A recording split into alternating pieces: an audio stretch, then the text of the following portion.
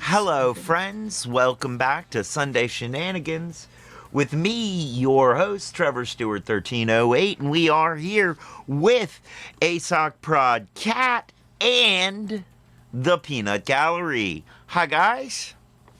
Hello. Greetings. No technical difficulties today yet. Hopefully, it stays that way. Knock on wood, Wood. right? Um, and we have some No King stuff to get through. Yep. Some photos from while you were out yesterday. We've got an international story to talk about real quick, and then we're gonna play along with the clip show. Well, play along. We're gonna listen to and react to the clip show from Wait Wait Don't Tell Me this week. But first, let's start with our ad read. Today's pre-rolls brought to you by The Hidden Leaf, downtown Charlottesville, Virginia. 105 West Main Street on the downtown mall, above the bricks, Suite 200. A great place to go with some great buds to find some great buds. A bud, and the only thing better than their bud is their customer service. Also, they have the lowest prices in town, according to my own highly biased research, by which I mean I was incredibly high when I did my biased research. Don't forget to check the website for times and events, such as Frosty Fridays, where you can find our other two sponsors, Kush Gang, purveyor of fine edibles and drinkables, and Firehouse, where there's smoke, there's Firehouse. The website is thehiddenleafcville.com. That's thehiddenleaf, all one word.com. Note of disclaimer, we will be covering some political subjects on the show today, and we will be expressing political opinions. Those opinions belong to us, the expressor of the opinion, and or the channel, and or the parent company, but do not necessarily belong to any of our sponsors, including Hidden Leaf, Kush Gang, and Firehouse. All right, that's the ad read. Good morning, Just Me Crystal. Great to see you. Much love, much love. Let's do that shout out.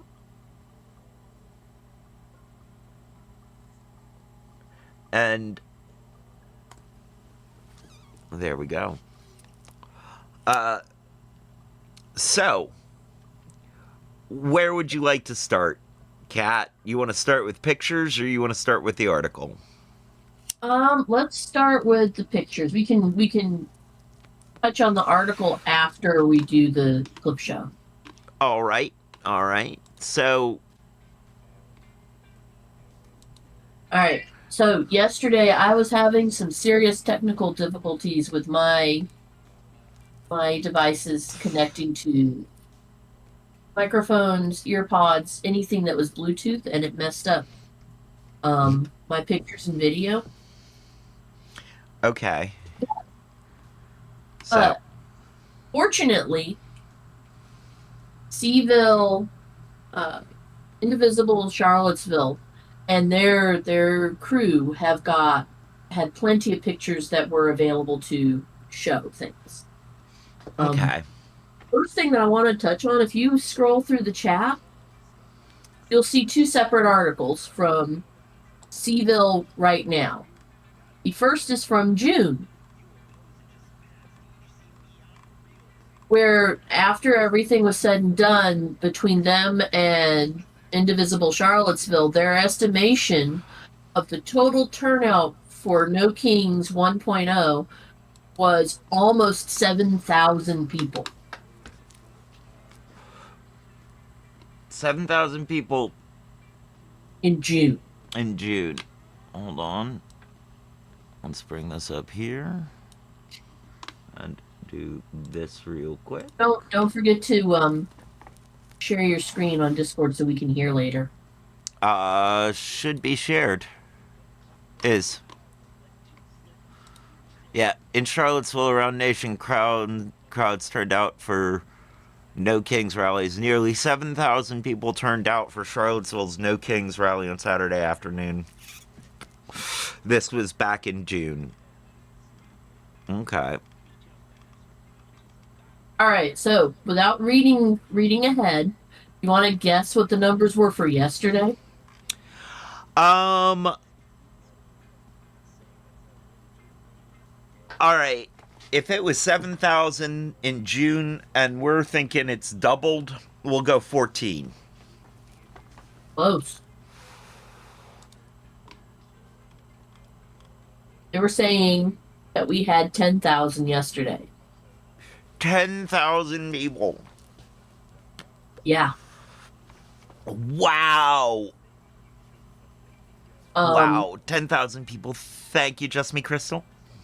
10,000 people. we had 10,000 in Charlottesville. We had 14,000 in Richmond. 14,000 in Richmond. Our state capital only had 4,000 more. Wow. We With showed up. with varying numbers in other places across the state. Stanton had quite a turnout. Yeah. Stanton had some beautiful signs.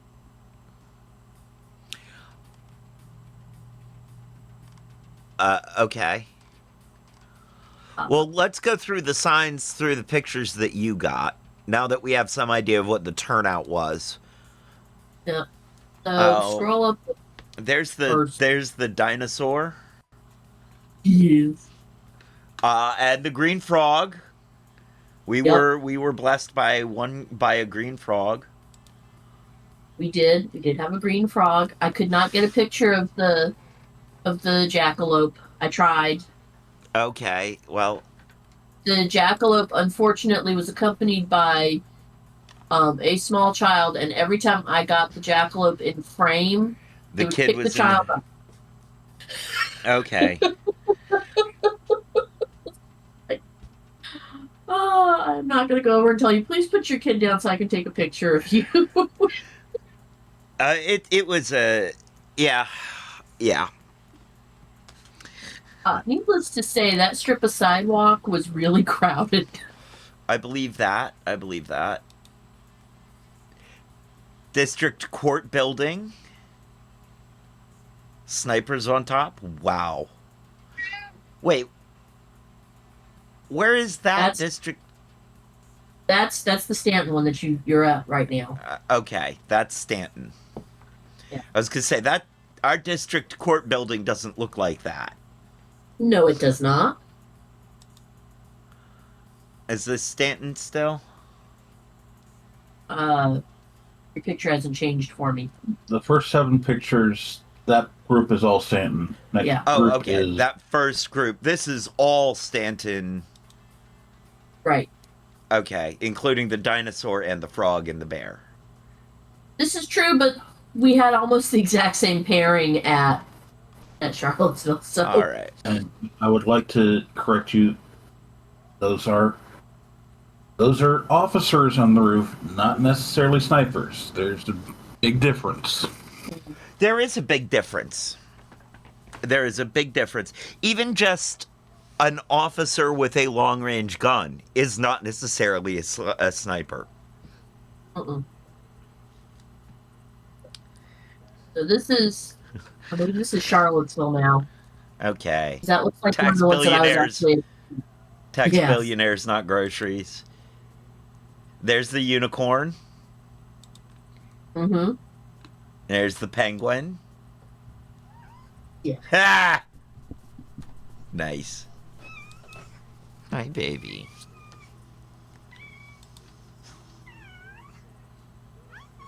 So these aren't pictures that you took. These are pictures from another source. Most of them are. I think that's one that I actually got the so bad. Okay. One of the few that actually came out really well. That's cute. I thought the the Bears Against Fascists one was pretty cool. Yeah. Yeah. Yeah, I think this is also one that I got. Congress, do your job. Very nice. Yes. This is a picture from Dublin, Ireland. The one with the frog and the dinosaur. Yeah. It says Dublin, Ireland over it. Yep. It says Dublin in the picture too. Okay. Well, And then some other others that were just signs. really good from around the country that I added because they were good.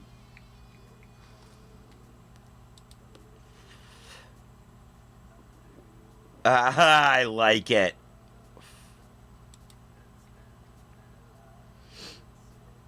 Release the files. I like it. Yes. We wanted It's like, huddled oh. masses. That's cute. That's cute. Well, all right. So I do have a question about the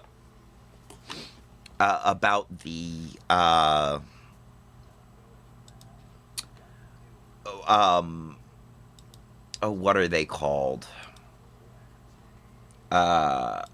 Demographics of the crowd yesterday.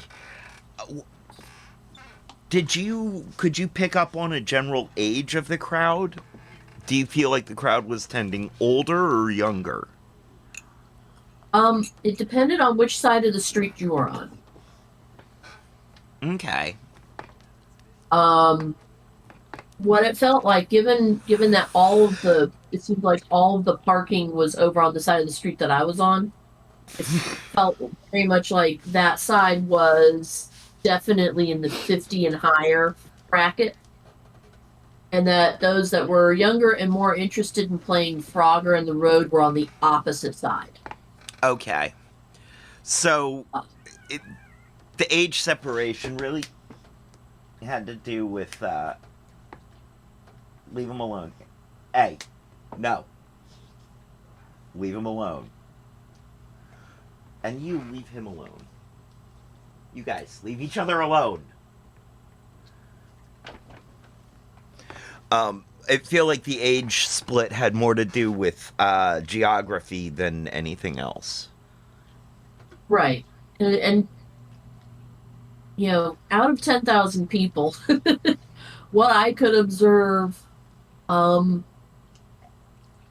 it seemed like a fairly evenly mixed group. Okay. There were definitely kids in inflatable suits, but most of the inflatable suits were adults. Okay.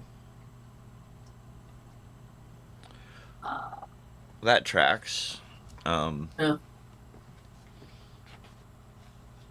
But there were definitely a lot of kids present. Okay. And when I say kids, I mean like Children. kids between the ages of 7 and 12. Children. Children. There were a lot not of children. teenagers. Right. Yep. There were a lot of children present. Some were being carried in backpacks. Some were being escorted with wagons. Okay. Or you know, your average, we're going to hold your hand and do this, and you hold your sign. And Right. But I think the presence of so many kids would bring your average median age down. Yeah. I mean, yeah, it of course it would. It would have to. By a pretty good amount, too. But it was kind of good to see so many kids out there. Yeah. Well, what I like about that is parents teaching their children to protest. Parents teaching their children to stand up for what they believe is right. To not let bullies tell them how to live their lives. I mean, I saw at least a couple different sets of mother-daughter groups, or at least older female relative and younger female child groups, Okay. where it definitely appeared that they were giving tips on, hold your sign this way, make sure that when they look at you, you wave Right. and point your sign, and giving tips on how to actually participate better. And it was like, Right. that is really nice to see. Yeah. It is teaching the children how to participate in political discourse without without resourcing to violence. Um, you know, basically saying that calling names can work. Mm-hmm. Like, and teaching children that words have power.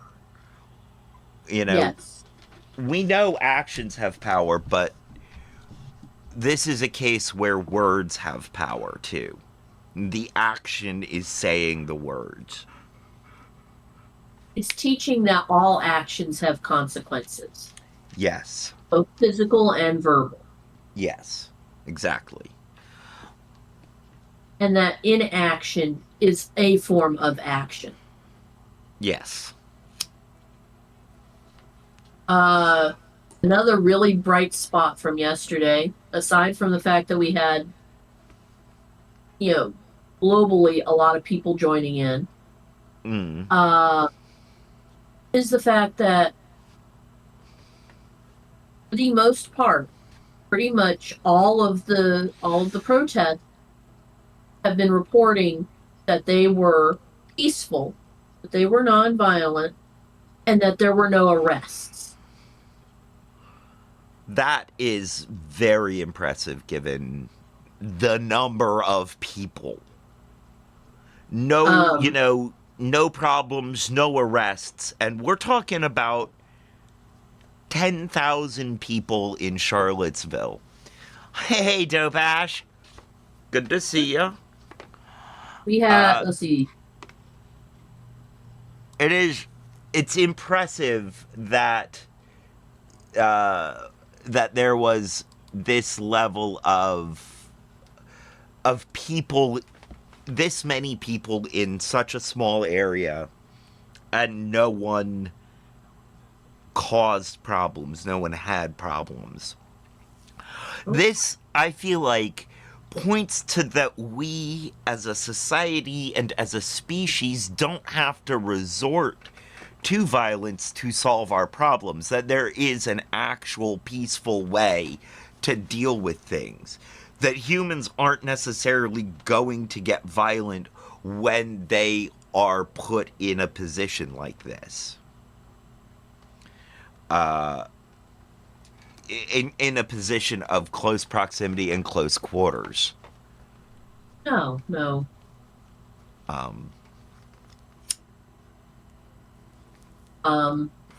Numbers throughout the country are bouncing somewhere between, last I saw was somewhere between 7 and 12 million. Okay. I know you had at least 200,000 on the DC mall. Wow. 200,000 on the mall. Although I have some idea of what that looks like. Which one beautiful pundit has pointed out that is more than both of his inaugurations combined. Yeah. Is it more than the march for the Women's March? I don't know. I'd have to look that one up. That was, because that's when I think of that many people on the National Mall, that's what I picture in my head. Mm-hmm. Of course, I was also in the middle of that, like that press of people. So Press is correct. Squished. There's the very. video I sent you in San Francisco that had like 100. Oh yeah. 150. Boston. I watched a little bit of that. That was impressive. Um, But Chicago, Chicago, Boston, Madison so Square, all of them are 100,000 or more. now, what you know?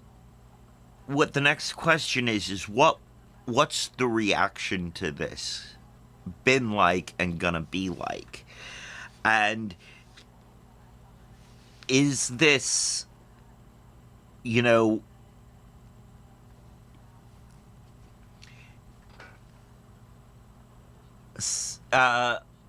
Carlaire? Carlo. I apologize if I am doing awful things to your name, friend. The 7 million protesters number includes cats and dogs. I doubt that. Dogs. It definitely included frogs. Definitely included frogs. Uh, yeah. It's.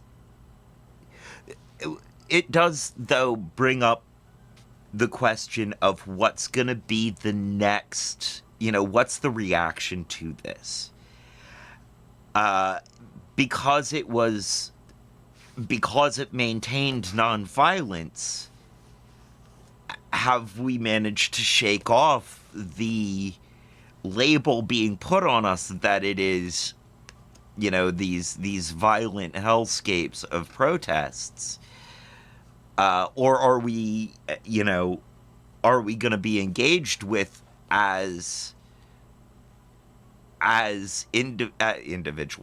individuals as people who want to see a change in the way that our country is running?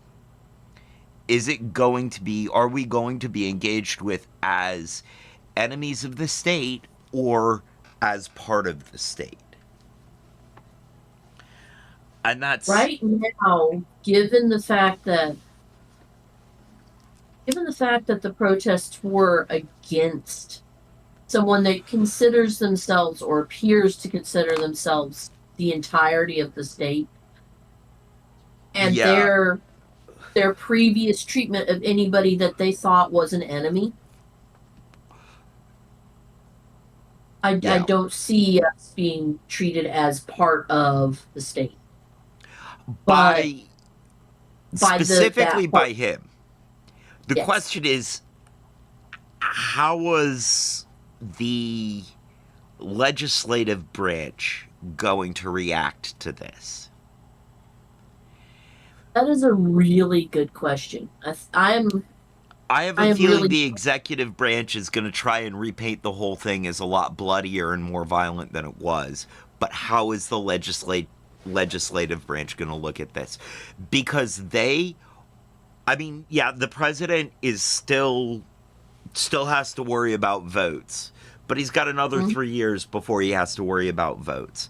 The legislative branch has to start worrying about votes now because there are off-year Election. elections, and next year is the midterm. Well, And it if doesn't. what were you going to say? As we've seen with the this year is the Virginia governor race, Right. And Jersey. and Jersey's got And their Jersey. governors. There are other states that have their congressional races staggered like we do, so that you're always voting for somebody. Right. One of the big grievances that's right now going on and could potentially, if things don't settle out, could end up in a new Speaker of the House, is the fact that you've got an Arizona representative that won a special election and has not yet been sworn in. There is that. That's a pretty serious part of what's going on here. And it's it is a it is not swearing in the new duly elected officials going to be a tactical move that they use? I I think it's something they're going to try, but I also think that if they have a second one that they are refusing to swear in, it's going to become a problem.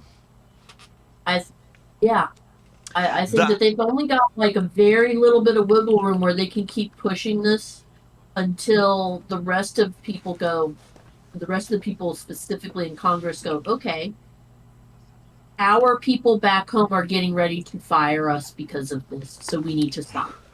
right. Now, of course, if there's no new swearing ins, getting fired doesn't really matter. They don't have to leave.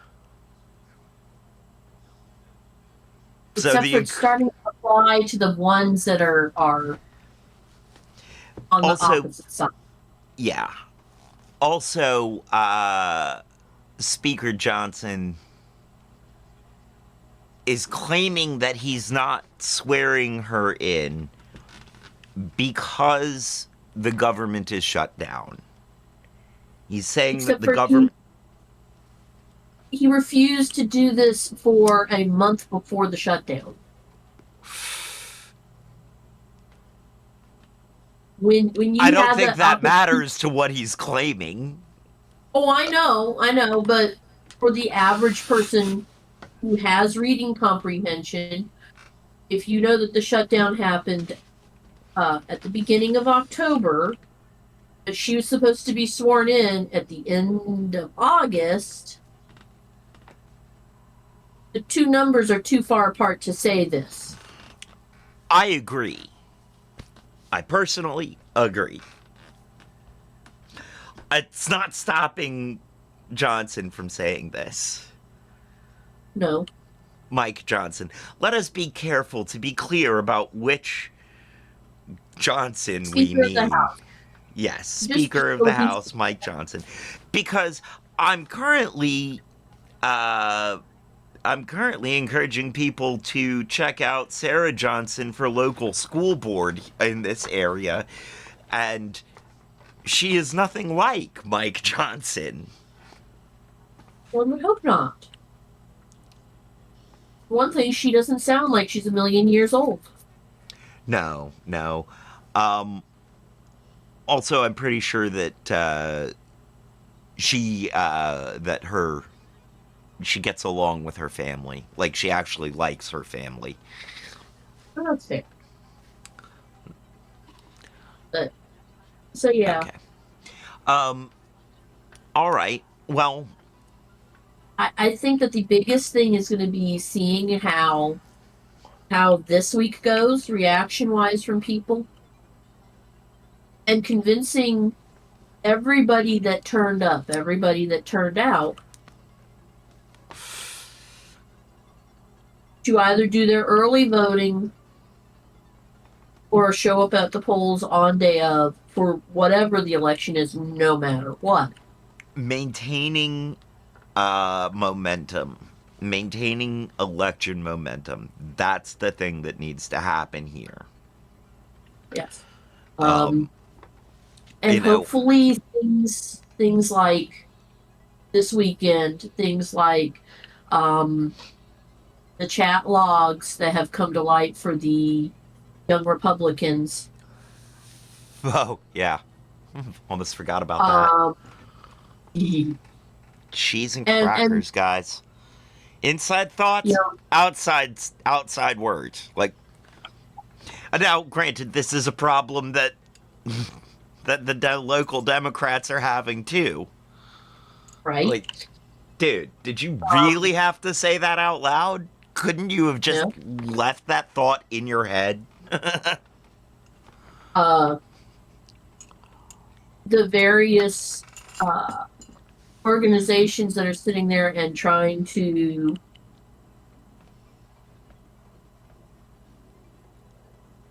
I had the words and the words just went poof.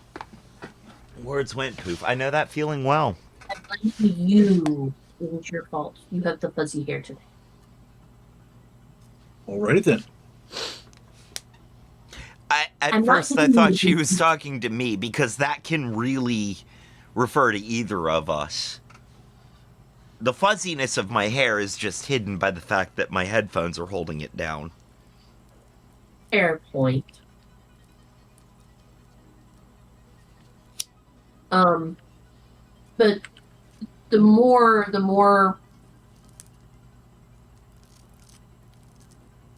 more nasty one side is getting with their attack ads. I have been seeing attack ads for both sides, but I have been seeing more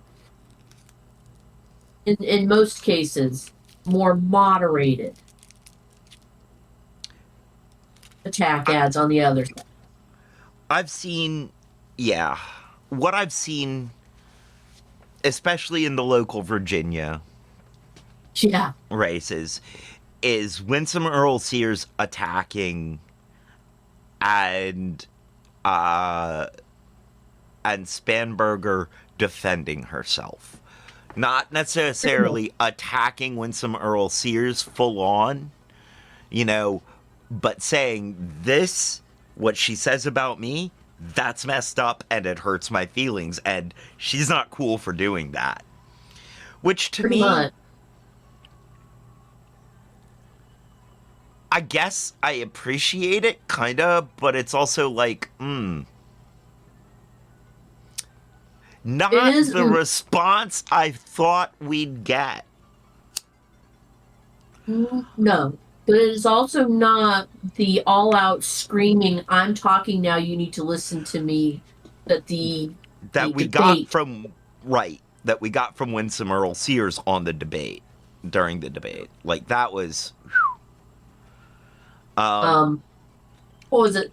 There's a little post quip going around specifically about Antifa. Talking about where you find, a meeting or a home organization office of theirs.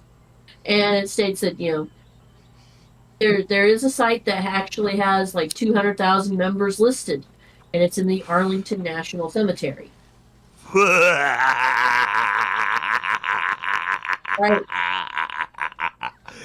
I've seen this. I've mentioned it. Apparently, one of the various Democratic organizations has gotten hold of it, and they shared it on social media. And Sears, or one of her people... Oh, God, no. Oh, no. Did they take it seriously? They are demanding that Spanberger denounce the people that shared that, because there is no way that the soldiers of Arlington should ever be confused with Antifa. But didn't they, literally fight Nazis? At least anybody that's buried in there from, that died in service between 1941 and 1946. They literally fought fascism with guns. With guns and planes that didn't necessarily do the best, and boats that didn't necessarily do the best. Nope. Everybody in the cemetery, unfortunately, wasn't the successful ones in fighting fascism. Not necessarily. Many of them were buried there when they died of natural causes after the situation. Oh, True. Okay. Well, in that case, there you go. But yeah. Pretty much that if you don't want to go with Antifa as an anti-fascist, anti-Nazi, they were all anti-tyrant. Yeah, they were. That is one of the founding principles of the United States. Or at least that's what I was told when I was growing up. Sic Yes, semper the- tyrannis. Yes. You know, isn't that the Virginia motto? Sic semper tyrannis. Yes. What? No matter how they're trying to depict the flag, nipple or no nipple, that's still the motto. Sic semper tyrannosaurus. Always Yeah. faithful, terrible lizard. Oh, thus ever to terrible lizards. Oh, thus ever to terrible lizard. My bad. Thus ever to terrible lizard.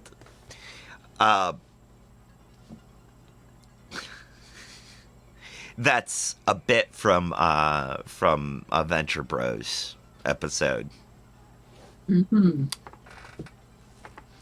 So whenever I think about the Virginia State motto, I think about 21 screaming Sic semper tyrannosaurus. Fair And Dr. enough. Henry Killinger saying thus always to terrible lizard. Yes. Makes sense to me. Yeah. I am Dr. Henry Killinger, and this is my magic murder bag.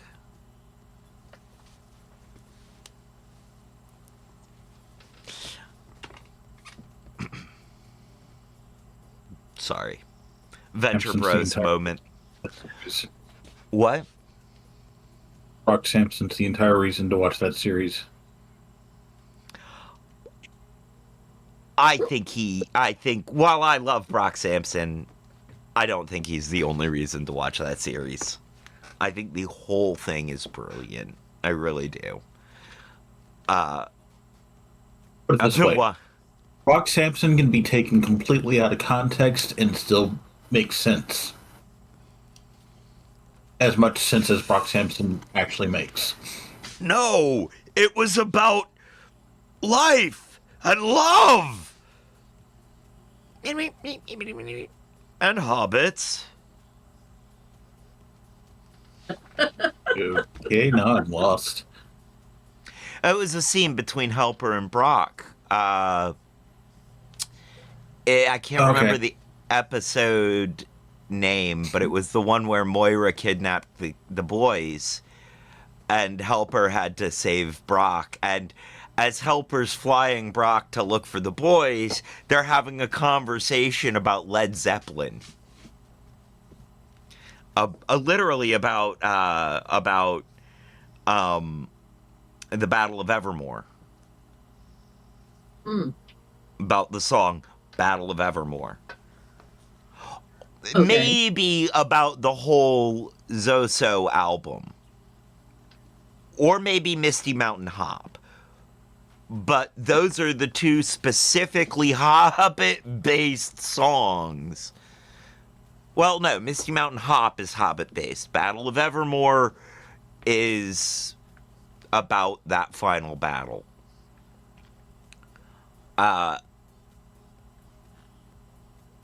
So yeah, they must have been talking about Misty Mountain Hop, which Mm.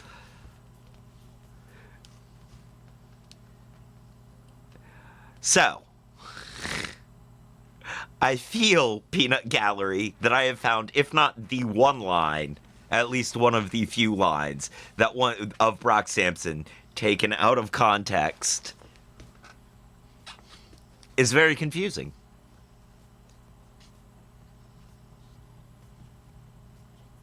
Okay. So maybe not every scene with him can be taken out of context. I do Okay. agree, though. I do agree. You are right. He is very good at. He is a great character that has a very easily understood way about him.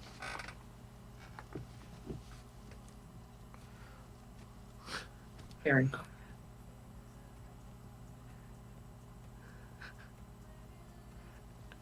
Yet, you know I can only go to second base.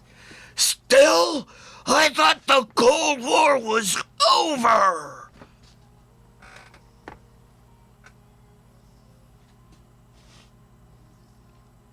Hmm. I feel like I've seen enough Venture Bros, seen it often enough that I just sort of have access to all of this out of context stuff. I can appreciate that. Like, I'm The just. things that like work free in your head. Exactly. And luckily, these are things that bring me joy. Thinking about Venture Bros always brings a smile to my face. Hmm. The mighty monarch, men around the world.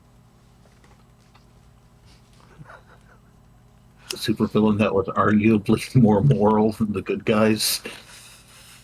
I mean, once you get to the end of his run, yeah. Once you see what his character arc really is, yeah. He makes a lot of sense. He's very. The Ventures, other than Hank and Dean, the Ventures aren't really the good guys. And Mm-hmm. uh,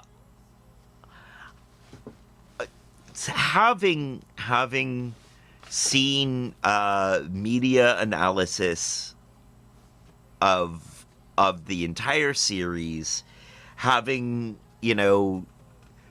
probed around for people's opinions, I think I agree with Flynn's Arcade in saying that Jonas Venture was the bad guy. He was the ultimate antagonist of the whole series.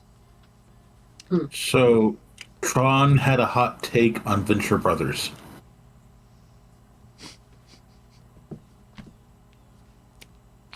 There's a channel that I watch called Flynn's Arcade, and they And that deal is where they with, get the name. huh? And Tron is where they get the name. Yes, and they do media analysis, and they've really zeroed in on some Venture Bros, but there's some other stuff there too. But because I love Venture Bros, I've just been, devouring their content. And I've seen a few other things about Venture Bros here and there, and develop my own opinion, you know. I was it didn't require me to get to the end of the movie, the series in the movie, to sort of come onto the decision that Jonas Venture is a bad person. Oh yeah, JJ. JJ was not a bad guy. There's a Venture who was pretty moral, pretty good. But he was also a little overly moral, because you saw in his relationship with the pirate captain this sort of judgment, of, and in the pirate captain you had this character who was struggling with addiction, and his relationship to JJ, it often felt like JJ was being judgmental, like there, and it felt like it was written almost awkwardly written in like that, you know, just sort of to give JJ a little bit of less likability, you know. Um,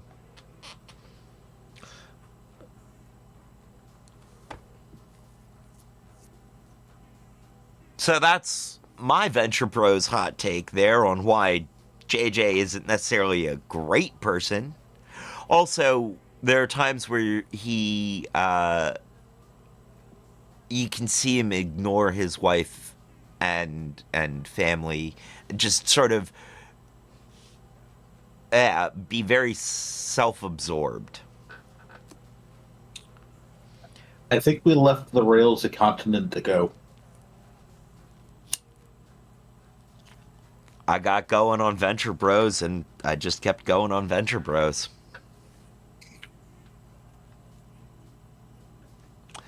All right, so I feel like we've covered all of the stuff we're going to cover before playing along with Wait, Wait, Don't Tell Me. Probably. It's a clip show, so we're not keeping score this week. Nope. Y'all clicked on the shared screen, ready to listen? Yep. All right. This message comes from Vital Farms, who works with small American farms to everybody bring you hear everything? pasture-raised eggs. Click the play button to hear from pasture-raised egg farmer Tanner Pace, who shares the sights and sounds he and his Alright. hens experience on the rolling hills of his family farm in southern Missouri.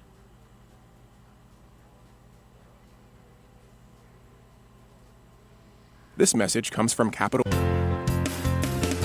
From NPR and WWDTM Chicago, this is Wait, Wait, Don't Tell Me, the NPR News Quiz. Hey, Starbucks, put down that PSL and pick up a PS Bill. I'm Bill Curtis, and here is your host at the Studebaker Theater in the Fine Arts Building in Chicago, Illinois, Peter Sagal. Thank you, Bill. Thanks, everybody. Now, last week, as I hope you heard, we did our show in Honolulu, Hawaii, and of course our plan was to come right back here immediately to do another show for you this week. But we were worried. What if something were to happen and we couldn't get back in time? You should have listened to me and booked tickets on that tramp steamer. No better way to see the world than from the inside of a cargo hold. So just in case we got delayed in Hawaii somehow, we prepared this review of some of our best moments from earlier this year. For example, in June, we were joined live on stage by NASCAR legend Jeff Gordon. And it turns out he started winning races when he was just 5 years old. Yeah, I guess I just think all professional race car drivers started racing when they were 5 or 6 years old. I mean, that was pretty common for me. I grew up in California, and the kids I was racing with were basically the same age. How does a 5-year-old end up in a race car? Because my kids want one, but I say no. Yeah, exactly. Yeah, I had my stepfather is actually the one that introduced me to it. He was a machinist and worked on cars, and I think some friends of his would come to him to say, "Hey, fix my car, or can you make this piece?" I'm guessing at that point maybe they couldn't pay him, and so they said, "Oh, I've got this old race car that my son used to drive over here in the garage. How about I give you that?" It's called a quarter midget, so it's similar to a go-kart, but the engine's in the back, has a roll cage, seat belts, maybe somewhat safer than a go-kart, and race on small oval tracks. And so yeah, he came home with that and said, "Hey, look what's outside." And of course, I was just eager to get in and go. Did everybody know, did you know that this was something you were going to be very good at? No idea. No, I had no clue. I'd actually, my first racing experience was previous to that. I raced BMX bikes when I was like 4.5 years old. 4.5. Yeah. Right. I mean, we all What does a tried 4.5-year-old get if they win a race? They get to skip their nap? What is the prize? Well, I didn't win a race, so I wouldn't know, because I realized then that I did not have the physicality to pedal a bicycle as fast as others. And when I got in the car, I'm like, I don't need that. I've got an engine. Oh, yeah. So it did come, pretty quick, and I realized, gained confidence, and said, "Oh, I can do this." Right. This is actually another thing I'm very curious about. I know, for example, that on the track, you drivers are in radio contact at all times with your pit. What are you talking about? Like, oh, did you see what the president just tweeted? I will say They there play were a few NPR over times the radio. in my career where I was fortunate enough to have a pretty big lead. And Just a few times. and your mind starts to wander, and I think there were a few times I noticed some fans or something happening up in the grandstands, and I radioed to the team and said, "Hey, did you see that? Was that or is that what's happening?" They're like, "Seriously, Jeff, you're noticing things up in the grandstand? Really? We're trying to win this race. Get back to the race." Talk about, yeah, I'm going to win, but what are we going to have for dinner later? I'm getting a little peckish out here. I Well, noticed the other thing you have to remember is that these radios are being broadcast to everyone. So, Really? So you have to be careful of things really? that you say. I didn't always do that well, but you try. Really? So, See like, attention. let's say, and I'm sure this happened to you more than a couple times, let's say things go poorly, you spin out, maybe something catches fire. You have to be careful to say, "Oh, goodness, I am truly and well Yeah, fudged." yeah. That, as well as if somebody else caused it. Oh, yes.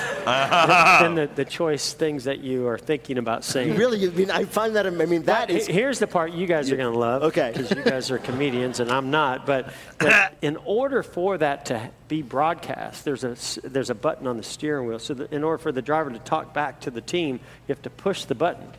And Push to talk. these things are being broadcast, so you don't have to push the button. You could just say them.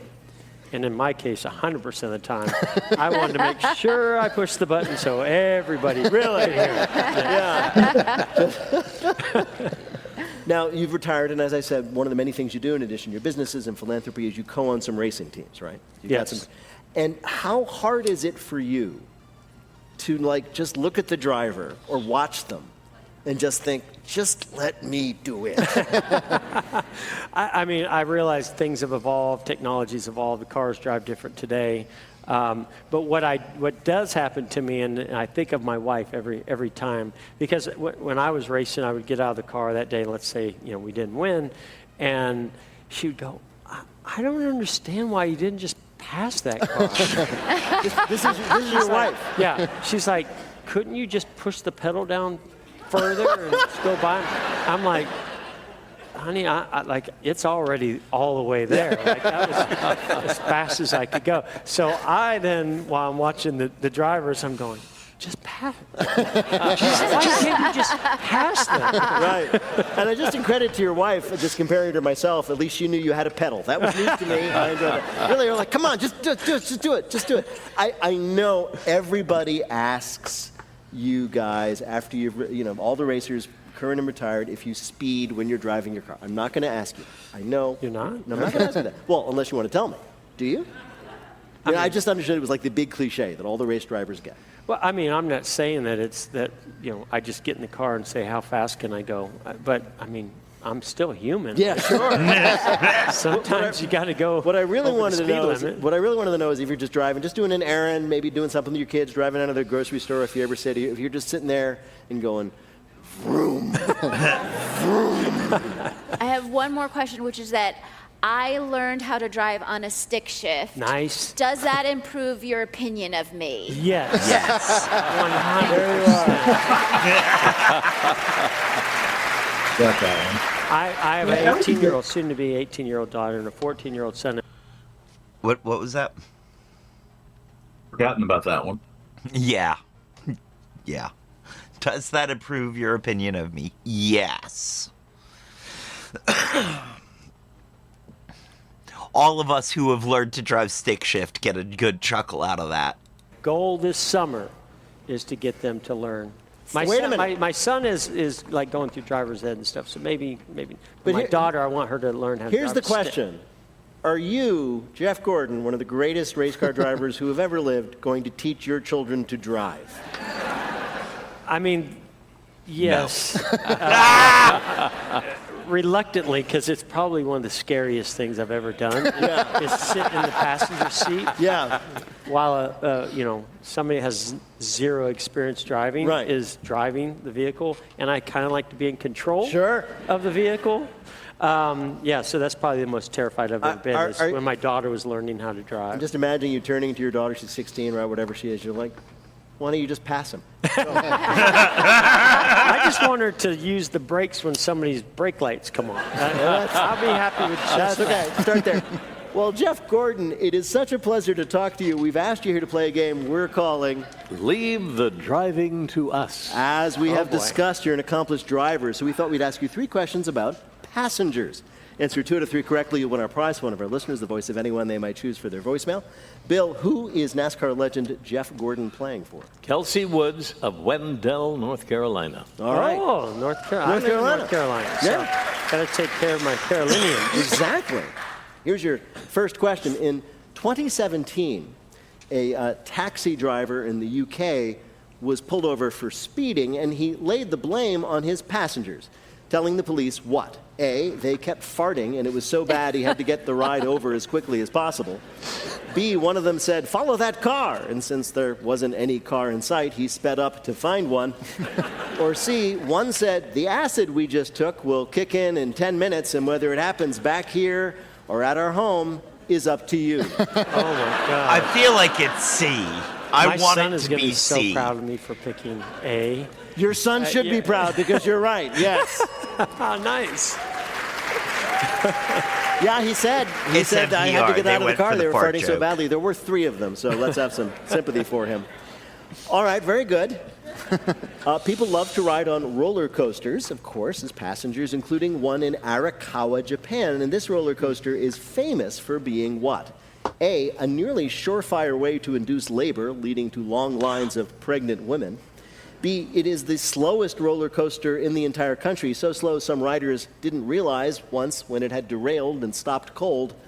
Or C, it's the world's only one-way roller coaster, meaning every ride ends in a long walk back to the start. Oh, Lord. D. Well, I don't do anything slow, so I I'm think not it going was with A. B. Yeah. I'm going to go with the one way. No, it was actually B, the slow one. It is the Oh, it was slowest slow. roller coaster in Japan. It is so, it's called the family coaster.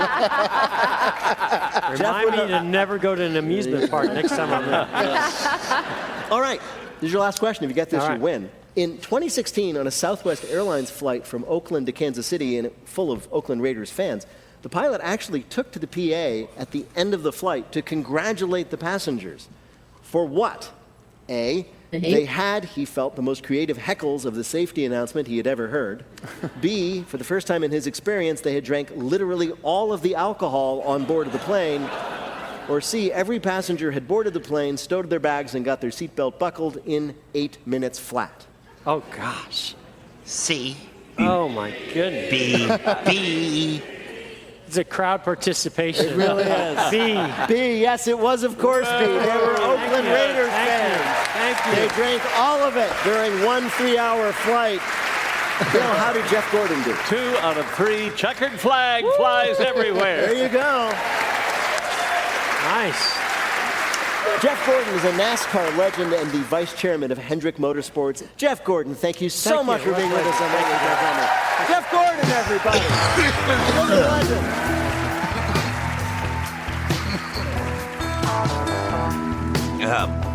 Pardon me. When we come back, we got Anna Kendrick explaining to Paula Poundstone why she looks so No, familiar. no pardons. And one more reason to never, ever have a following message come from professionalism. As she heads out, sun starts to set, the crickets begin to sing.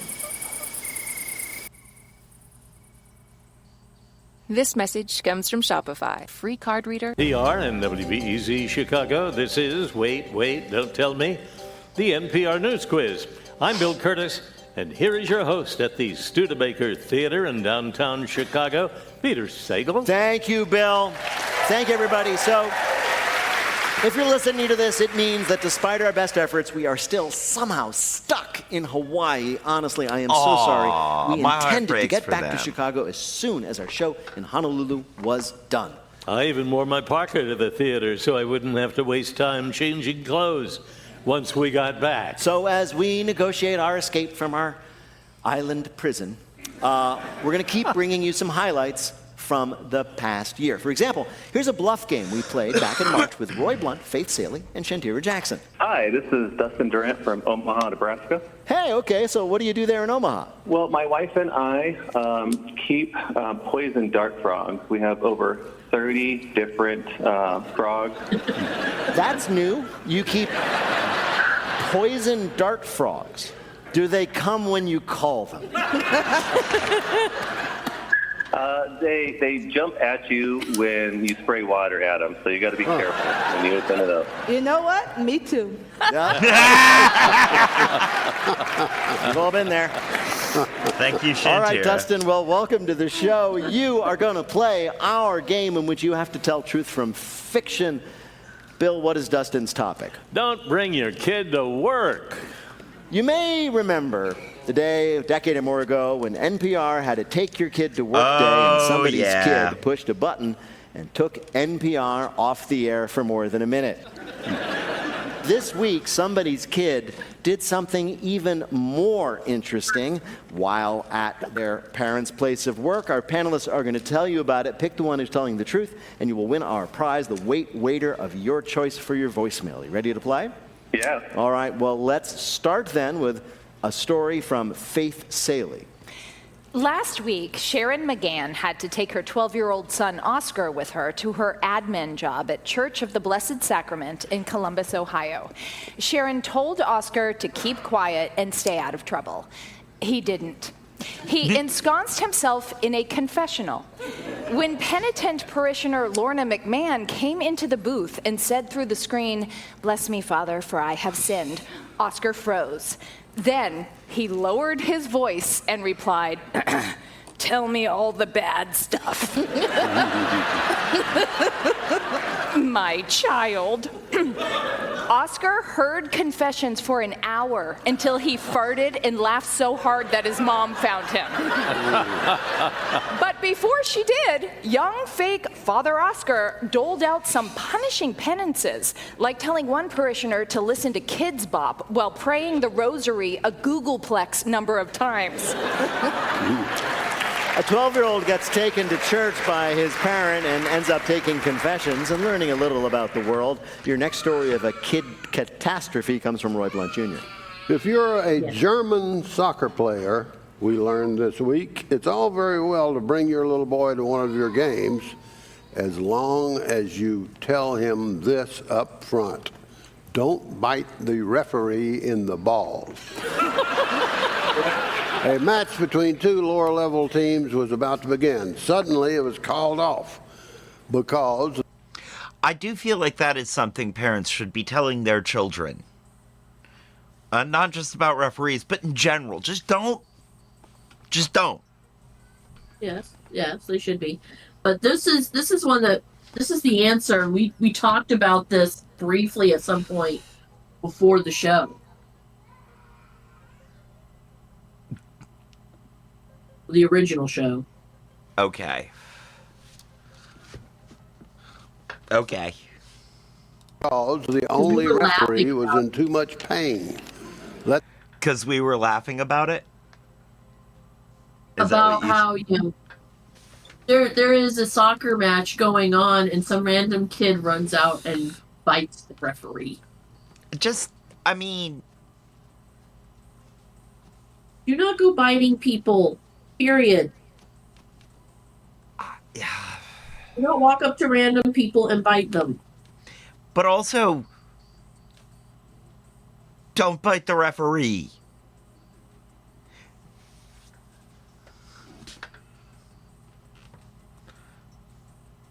The referee tell it. A small child was doing warm-up exercises alongside the players. He came closer and closer to me.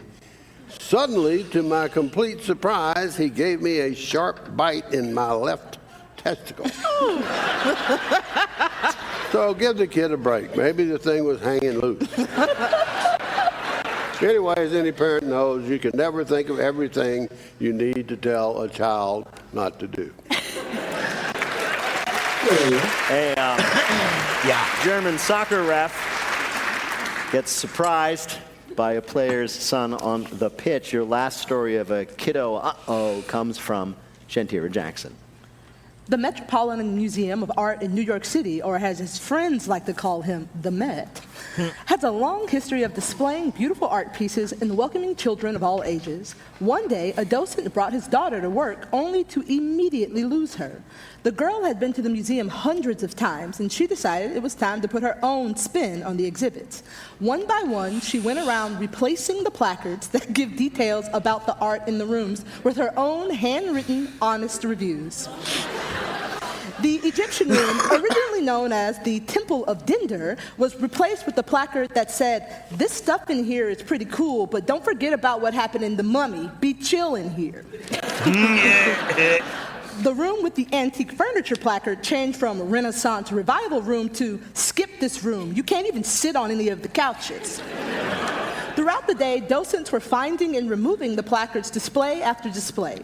When asked why she did it, the girl said that at school they were learning how the best art is honest art. And also, I just lied and said I had permission to do this. So, you know what the word one of is? these stories That really feels like happened. that could be Was a it real from one, Faith too. Saley, a 12-year-old It really who ended up taking does. confessions It at a really Catholic does. church? From Roy Blunt Jr., a kid at a German soccer pitch, well, not using his hands on the ball. Or from Shantira Jackson, a docent's daughter at the Metropolitan Museum, changing the placards on the art to more honest ones. Which of these is the real story of a kid at his parents' workplace? I'm going to have to go with the soccer balls incident because truth is stranger than fiction, and if you're going to make it up, I don't think they go that far. All right, you've chosen Roy's story of the soccer player's son who attacked the soccer referee. Well, we spoke to someone who had an opinion on this real story. A soccer player's son attacked the referee. Yeah. So all of a sudden it starts to make a little more sense. Yeah.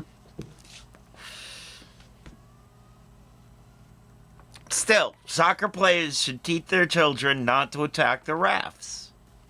No matter Yes, they how much should. they dislike the refs, we don't go biting their balls. We do not bite other people. Right.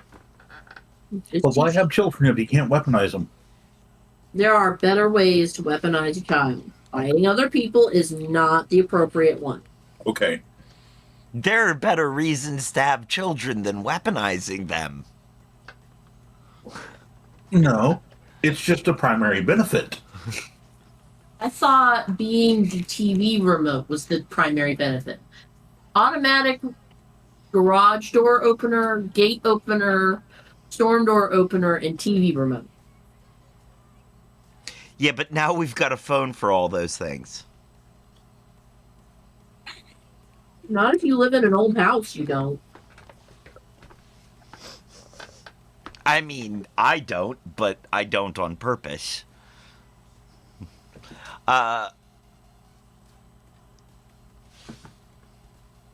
and lawnmower. I can't Lawnmower. believe I'm having to say this. Yes. But this is one of those moments where it's like, this is a personal thing for me. So, just to all the viewers, as funny as what Kat is saying is, children are not to be had just because, just to do things, just to validate you, just to validate your feelings or to become you. Children are a whole other human being, and they are themselves. They're not gonna have anywhere near the same experience that you did. And using them for menial labor is an easy way to dehumanize their self-worth throughout the rest of their life. Children are not there to do chores.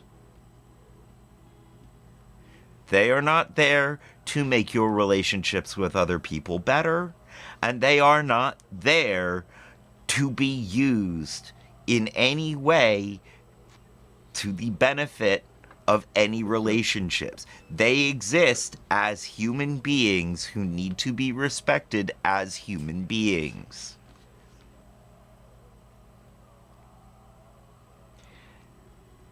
I mean, No, you are correct.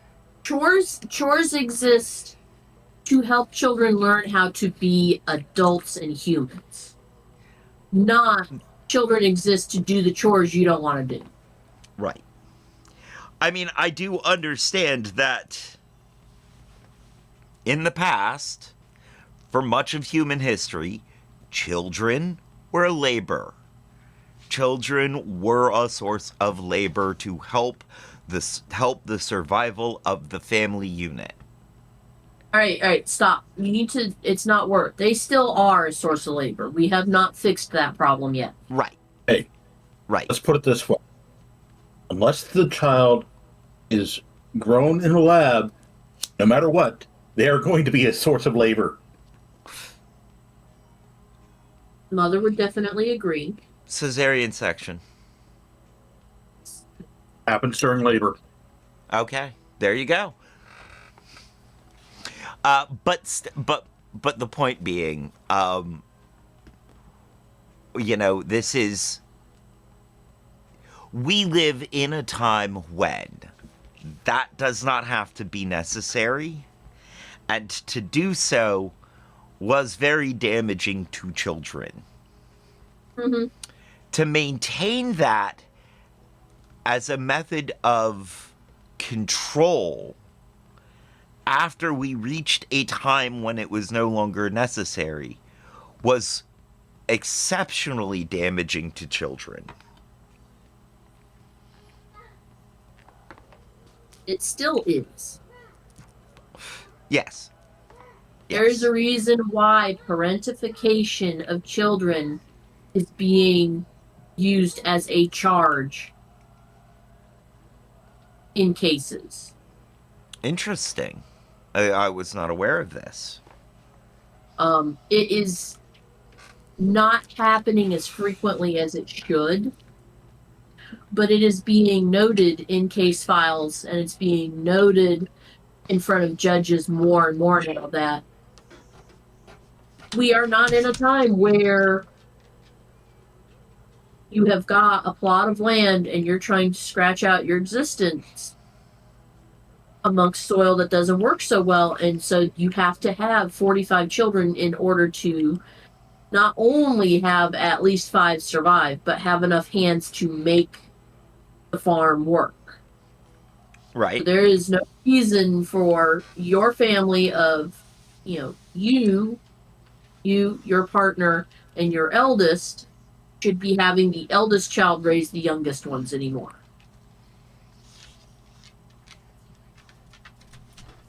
What had to be done because mom was constantly pregnant and constantly having in bed with a new baby, you needed the oldest children to do this stuff is not a factor anymore.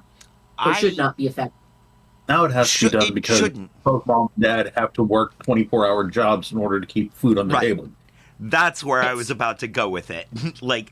That's the problem with, we are being in late stage capitalism. We're still in a place where the poorest need to be, not just the poorest, but everybody who isn't the richest needs to be working all the time to survive. Yes. They need to be grinding it out with side hustles in order to stay alive and keep the family alive. And as such, and at least they're not sending, well, some of them are, I'm sure, but at least we're not in a time where sending your child to work to help with that is a thing. Yes, some families still need their children to do work to help with bills, but the U.S. passed child labor laws in order to keep that from being as much of a thing, which, now that I say it in that way, really kind of sucks. It's like, oh yeah, your kids are no longer allowed to work, but we're not going to give you any more assistance either. Although at that time, that may have been during the rise of social programs that were, It was more on the rise of realizing that children are children and they are not livestock. right. Because for a very long time, that's how children were equated. Right. And on the note of child labor laws, keep in mind that they are working on repealing some of those and changing the limit lower.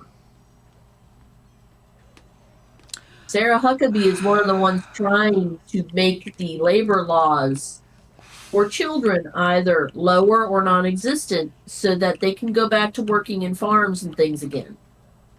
Thing is they can. They can't. There are family-based child labor laws where children can work as long as it's working for the family. Children can be worked. This is true, but he's trying. They're trying to change it to be for the family. Only the finest tennis shoes are made by 5-year-olds. Yeah, exactly. Finest tennis shoes, finest phone screens. Ow. But true. Ow, but true. Hey, Maddie. There you have in some states, or whose parents are working on a farm, it doesn't have to be their own farm, like with sharecropping. Yeah. Yeah. And, some of this, I'm not going to say that no 12-year-old should have a job, but, like, they should have jobs appropriate for 12-year-olds and job hours appropriate for 12-year-olds. Like, yes. Like the 4 a.m. paper route? Yeah. No. No. Not 4 a.m., no, but yes. Yeah, but it was always done before school, which half the time ended up being around 4 a.m. Okay, but we're touching on my beliefs about when school should be starting. School should start, like, at least an hour later. At least. They've got scientific stuff that they've shown. Lemonade stand owner? Yeah. Yeah. They've got studies that have shown that starting school an hour later would be helpful. They've got studies that show consistently that kids need longer amounts of time to sleep and rest in order to do well in school, and that cutting your school day shorter, starting it later, maybe tilting it a little bit further so that you're in school longer in the afternoon instead of getting out at 3:45, would benefit people. Right. Also, making there be some sort of tangible reward system for going to school. Because school is like work. And I don't just... Yeah. And I don't just mean that in this, nebulous comparative way. Kids spend longer at school than adults spend at work usually. That's because corporations like to reduce the adults' work hours so that they don't have to be counted as full time. And they also don't want to have to pay for all that time. But not only is the amount of time spent longer, the expectations are a lot greater. The expectation of productivity of a child is way higher than expectations of productivity of an adult. Also, not just the productivity, but the social and emotional expectations of a child in school are far higher than what is expected of the average adult in the workplace. They are. Also, the and to my biggest point here, adults are rewarded for grinding through this. They are rewarded for their productivity. Children are not. No, they're given homework. Right. Not only are they not rewarded, their productivity hours are lengthened. Oh, you mean like a teacher? A lot like Yeah. a teacher, yes. So what is the motivation for a child to go to school, to do well in school, to care about school? And why should a child not drop out and get a job at the first opportunity where they're gonna be less demanding and reward you more? Like, what's the... And this is a very capitalist view of this subject.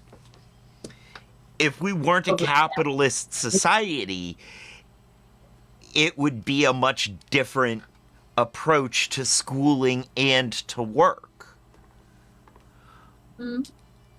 And it wouldn't be extracted labor. If the schooling model was changed in such a way so that there was no homework, so that there was more freedom of movement throughout the day, so you weren't just sitting in a chair staring at somebody all bloody day. You actually had moments to get up and move frequently. And they were able to use more dynamic models. Then you could argue that the social interaction would be part of your student benefits, part of your pay. Yes. Maddie says, I feel like this goes beyond capitalism. And I gotta say, I agree. I mean, we always go beyond capitalism. Yeah. Capitalism wasn't the first evil. Yeah. But for kids, the ability to learn things is kind of paradoxically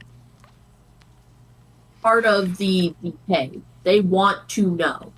Being told you cannot know this. Being told your question is valuable and this is how you find that information and now you know, and what else do you want to know that we can look up? Right. That is how you keep them. That's their reward. That's their benefit. But right. Do it in a way where they feel like they are gaining from it. Right.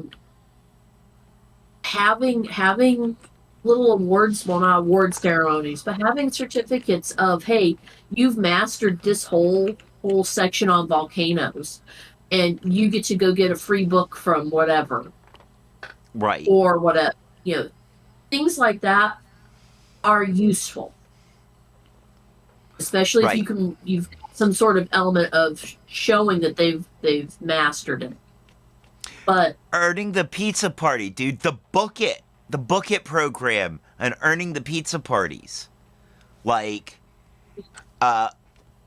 Scottsville Library for years when I was little, and I think they still do it. I'm not sure, but I think they still do it. They had the treasure chest for summer reading. Okay. And you would check your books. And then you would write down all of your books that you read over the week. And you would write kind of like a little 2-sentence thing about what your book was about, 3-sentence thing. It did not have to be an extensive book report. You just had to write something that showed that you read the book or at least read the back cover well enough to understand it. And you'd go turn it in.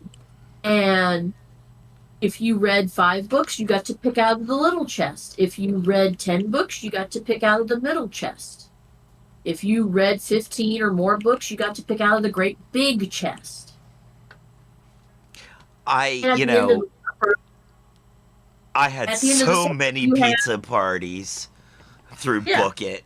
I would have, if we'd have had that, I'd have had so much stuff from the big chest.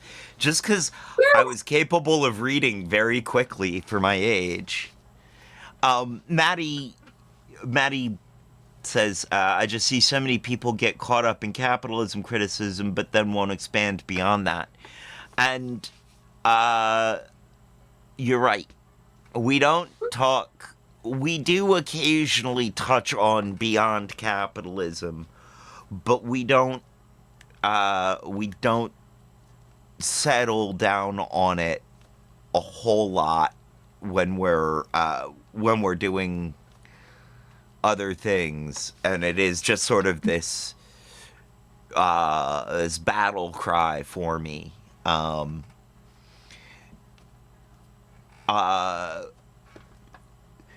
There is one of the places I go for a look to beyond capitalism and into the more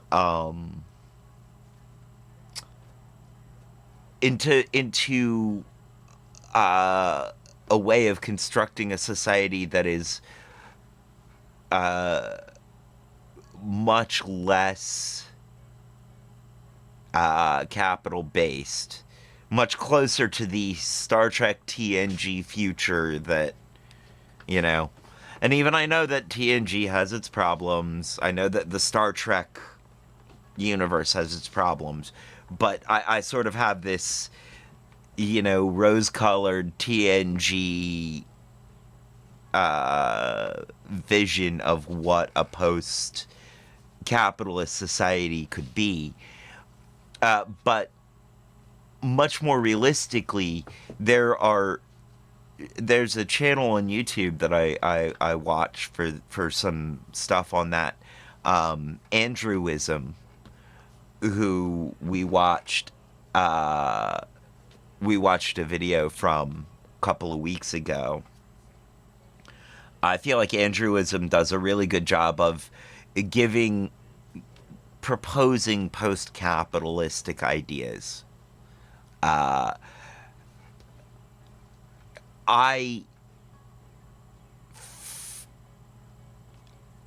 For me, my concept of a post-capitalist society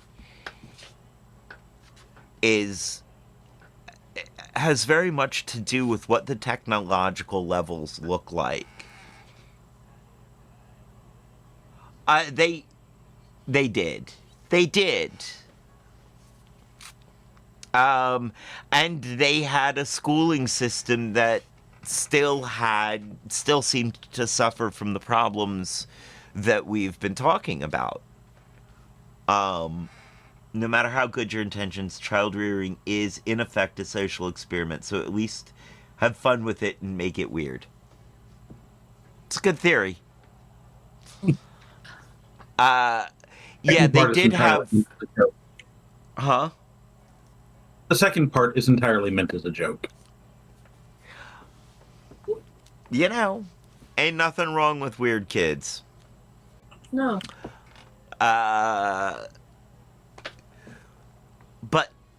But yeah, TNG, like I said, still has a lot of problems. There's a lot of stuff in the Star Trek universe at that time that was like, ooh, not so great, guys. Not so great. Not the best look. Some lieutenant working for decades being at the top of his class, grinding up from the lowest badges only to get laid off so a 13-year-old could do their job. Yeah, that had to burn. That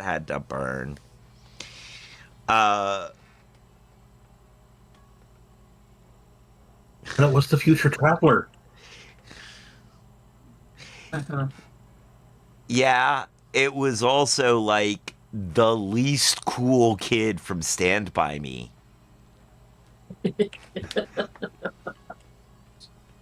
I mean, the only thing he did was hold a gun on Jack Bauer.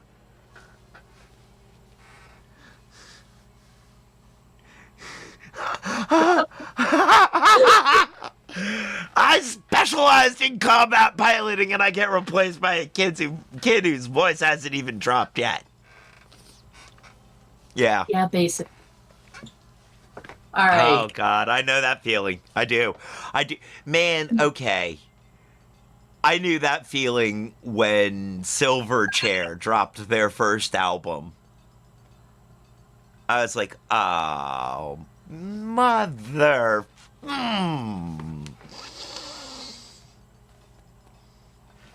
Ender's Game, yeah.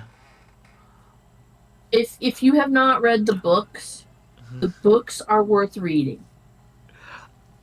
Oh, they are problematic, man. But yeah. Oh yeah, they're definitely problematic. But they point Orson out Scott Card turned out to be a little. Yeah. The entire quote of "I specialized in combat piloting, only to be replaced by a 13-year-old." Absolutely, Ender's Game. Yeah. You know, and then you've got God, literally, like. And then you've got Speaker for the Dead that comes after that with even more problematic questions. Yeah. What I was going to say earlier though is part of the issue with coming up with something beyond capitalism is kind of the issue of being the goldfish living in water, and how do you figure out to escape the water? How do you evolve? What's on the other side of the fishbowl. You can kind of taste what's on the other side of the fishbowl, but you haven't figured out how to make it work yet. Well, therein lies therein lies from propaganda. We do have other systems, other things that we can look at and go, oh, that's how this works. There are effective alternatives out there being used now that we can look at and go, oh, we can build from this. But propaganda has taught us that anything that isn't capitalism based is communism, is red communism, is bad red Bolshevik communism, and needs to be ground out because it is a threat to America. To the point where egalitarianism and equality in the workplace is being attacked as communist.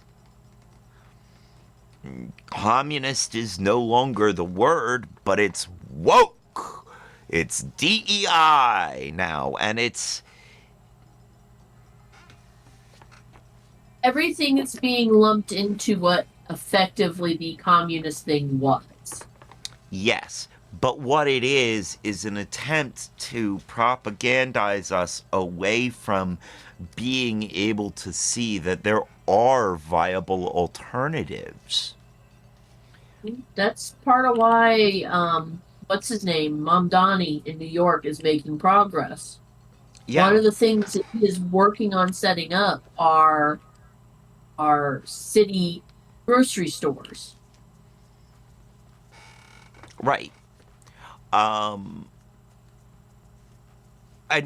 that leads to that does lead to the answer, one of the answers of what a post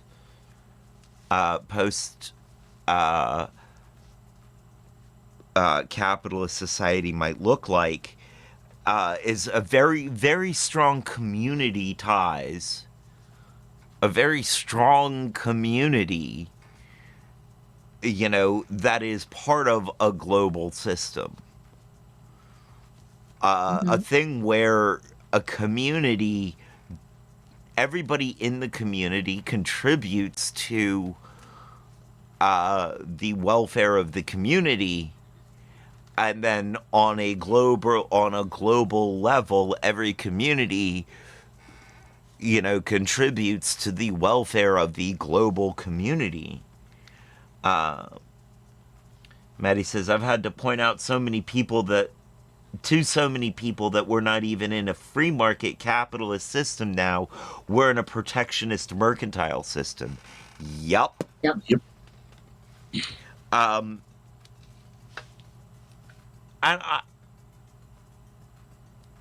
I don't believe free market capitalism is a good idea, because we saw how unregulated free market led to all of the problems of the not all of the problems, but to the problems of the industrialization process of America, where workers' rights weren't being paid attention to,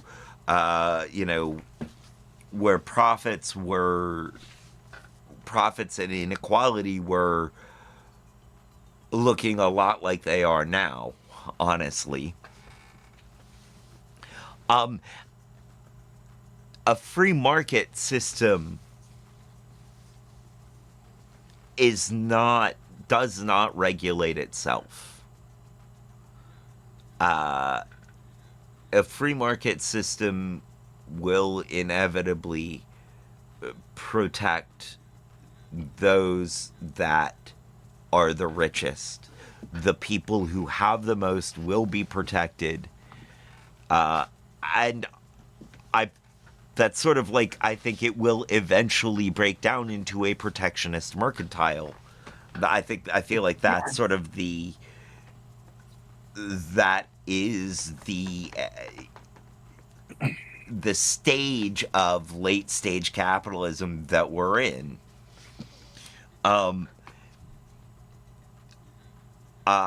And it is, I think, to be specific about where we can look, some of the places we can look to get these ideas,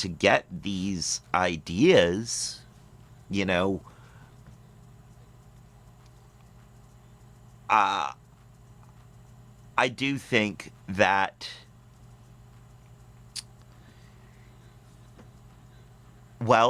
there are a large number of communities, intentional communal living situations across the United States, communes, and in other countries that can be looked at for models for how to run these kinds of post-capitalist societies.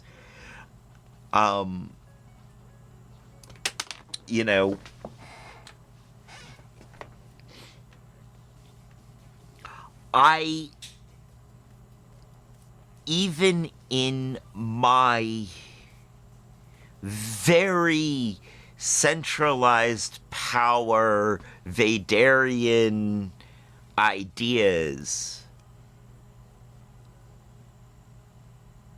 capital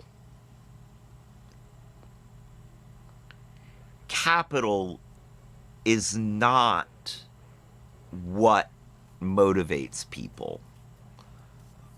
Survival is not the motivator.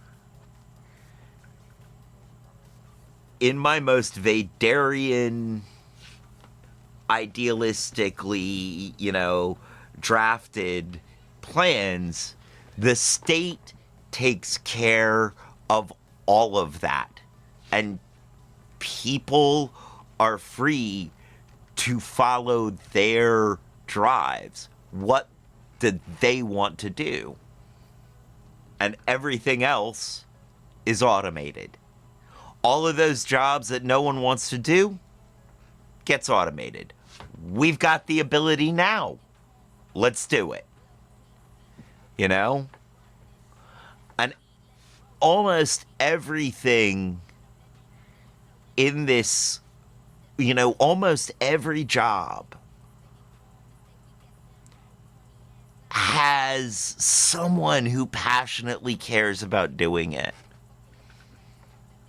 There are plumbers out there who love plumbing. I don't get it. I cannot understand it at all. I hate it 100%. I hate plumbing so much that every time the toilet backs up, I consider actually paying money to somebody to come plunge my toilet, because I have done it too often in my lifetime.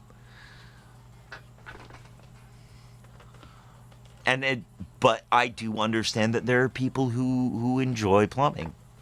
Let the plumbers be plumbers.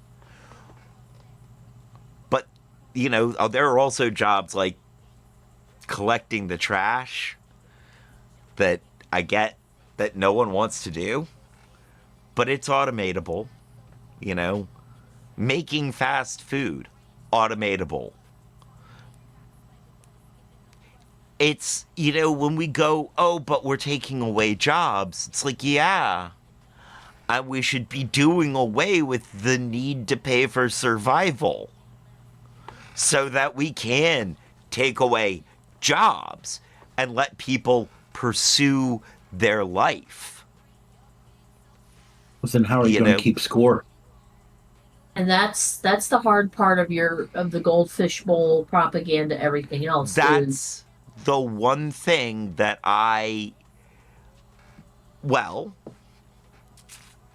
and that's the thing, like, that's where TNG comes in. Mm-hmm. There was definite scorecard in TNG. People were keeping score. I'm more fulfilled than you are. I'm a better officer than you. I'm better at my job. That's how people were keeping score. The people who wanted to keep score. Right. And you notice that led to problems that they had to address in the show. Yeah. But how do you keep score? And my answer is, like a D&D game, you don't. I mean, I know people keep score in D&D. I'm level 15. I have these feats. I have that ability score. Wonderful. For me, it's more case. Yay. Did my character manage to talk their way out of death again? Yes. Yeah. Hey, I am doing one better than I did with my last character. Yes. And there are some monologues in TNG where Captain Picard talks about how this can be rewarding, how this take on the world is rewarding, and I having come up in a non-violent, non-competitive society, having been raised that way, I know that we can do it. I know that humans are capable of if not unlearning that, consciously not teaching it, unteaching it to the next generations. I know that if we are intentional, it's something that humans are always going to have in them to do. And I think humans tend towards communitarianism and positive interaction with each other. I don't think we tend towards this brutish, this brutishness that people say we tend towards. I think that in order for the human race to have survived as long as it has, it's been a case study in putting aside differences and learning to work together. It's been a case study in being community minded, not individualistic. I'm sorry, I missed this peanut gallery. Rights are leftist propaganda, therefore Republican are Democrat propaganda. I think there's a problem with how that sentence was constructed, but not the thought behind it.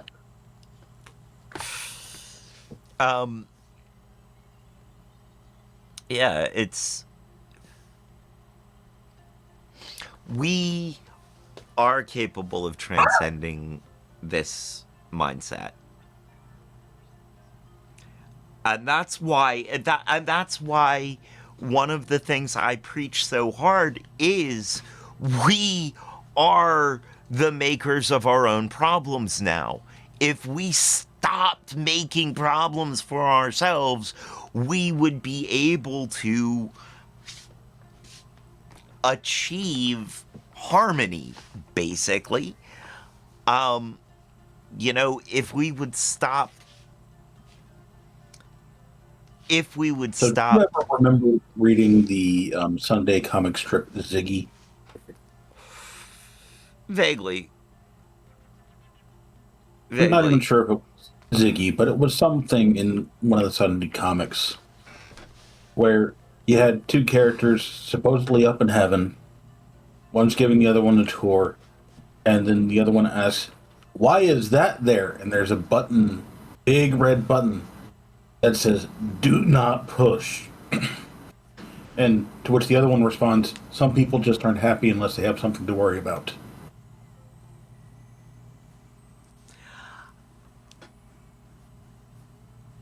My point is, not everybody tends towards community-based. We're trying to lump everybody into one. Humanity is one lump sum, but not everybody leans in the same direction. No. We have people who base everything on competitive. It can be friendly competitive, or it can be not so friendly competitive. There are many different varieties of that as well. And sometimes you have people who are straight up competitive who will not understand the no scorecard or straight up communitarianism, even though they are attempting to help each other. All right.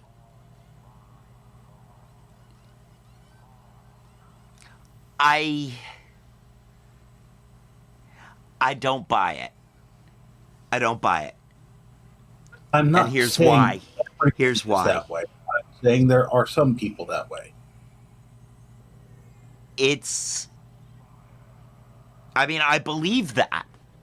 And I believe that there are some people who are always going to be, but I don't buy that can be allowed to be any sort of obstacle, that we can allow that to be any sort of obstacle in progress. Because no, not an obstacle. Sorry. Because those same people have leveraged the misconception about survival against those of us who are community minded. And those of us who are aware that this is what's required. To the point where we have had to accommodate them. We have had to learn to accommodate them. You cannot tell me, as much as you can't tell me that that cis people are always going to, or can't necessarily learn to deal with trans and non-binary people or that it's going to be hard to teach them. I don't believe that competitive people are more incapable of learning to live in a system that does not align to them than non-competitive people are. Let's put it in a wider and possibly more absurdist, but still true grouping. All right. Morning people versus not morning people. All right. I How many argue people- that not morning people, even though I am decidedly not exactly a morning person, I still think that not morning people need to learn to suck it up and let morning people do their thing.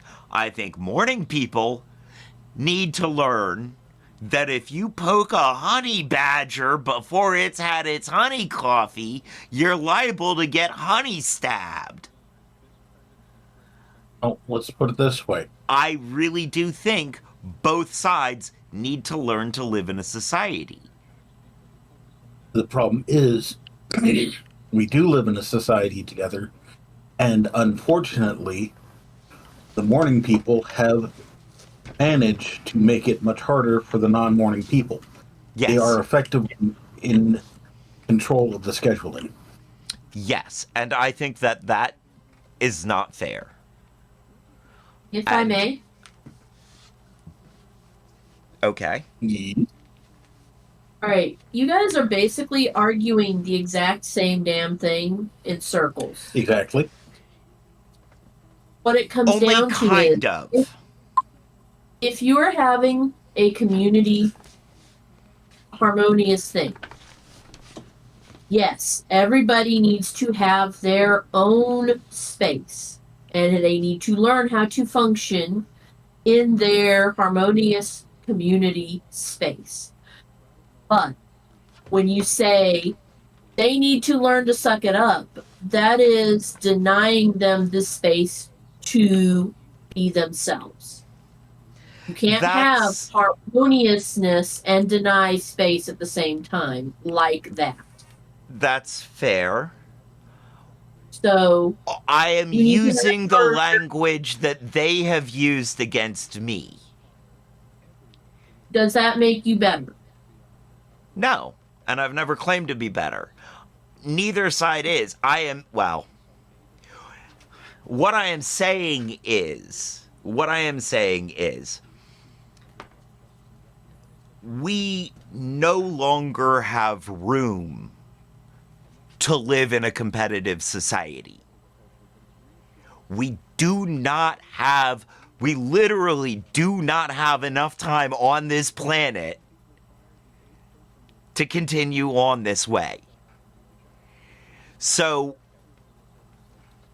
I know it sounds insensitive, and I would love for there to be time, for there to be space for everybody to fully realize who they are and be okay with it and find a way to interact. But there isn't. But By there is. giving space to the people who take more, by giving space to the people who are by nature competitive, and then will go, well, that's not enough space, and I need more of your space, and I need more of your space. We have allowed them to drive us to the brink of collapse. Our planet is not doing great. Our democracy is having one hell of a hard time. It is time for people to it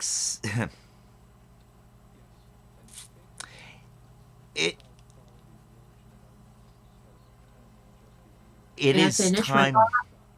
Yeah.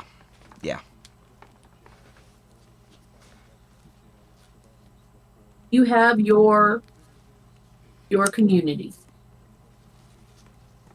You're living in harmony, which means if you are living in harmony, you have allowed that space. Which means that you take your ultra competitive people and you set them to doing things that need a competitive mindset.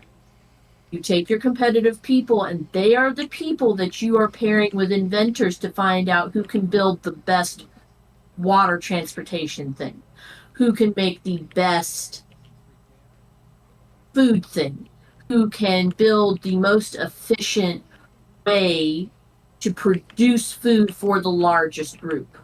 That is how you give your people space. And they're rewarded by, hey, we helped build the best thing this year, and we're going to try to build the best thing next year, and we're going to have our competition again. Didn't I cover that in the TNG portion? Whichever portion, but that is, if you want to have but your that's harmonious. That's what I had said. That's the point I had made. And That is the point you made, but the way you were veering off in phrasing was mirroring. Because that point was continuing to be questioned. Because it was being pushed that that's not enough. If that's not enough, if that is not enough, then what will be? And to a competitive mindset, it's never enough. And most humans, it's never enough. They always want to go and see something else, do something else. Very few. Just see and do something. It's have more of someone else's. It's taking from other people. That I don't think is inherent to the human mindset. And that, I think, that can be taught out of the human experience. I really do think that the people who want to continue to take from other people, that they need to learn that that does not work. That is not an acceptable part of a cooperative community. A part of this argument was due to miscommunication. The way I heard you say it was there was no room at all for any variety of competition. That was the way I heard you say it. Hearing the corrected version, I am sorry for continuing the argument. I realize that only Sith deal in absolutes, and that I made some absolute statements here. I'm getting a phone call. But that is... Maddie's like, what's the argument? The argument that I'm making is that we can... Oh, God. Oh, away from keyboard for all of that. You want the nutshell version? Yeah, go for it. Nutshell version is that if you have managed to build a harmonious society, being greedy, wanting to take from others can be taught out of those involved in the society. And that consequences for such can be put in place so that it is easier to stick with that lesson. The disagreement came from phrasing that had the peanut gallery thinking that in such a society there would be absolutely no room for any sort of competition, and the circular argument around that expanded. Yes. This is going to get posted on YouTube, so you'll be able to scroll back and find the start of the argument and hear the rest of it in more detail and with all of the argument. Okay. Hi, buddy. That was the circular argument that I was trying to get brought out there because you guys kept going. I was like, well, thank you for bringing it up. I mean, I was also using competition and greed interchangeably, and they aren't necessarily interchangeable. No, they are. They are very similar in my lexicon. I was brought up with them as language that was almost interchangeable. If we hit some kind of harmonious culture where everyone has what they need and mostly want, then they would be the biggest ones to push back against those trying to be overly greedy. Yeah. You'd think.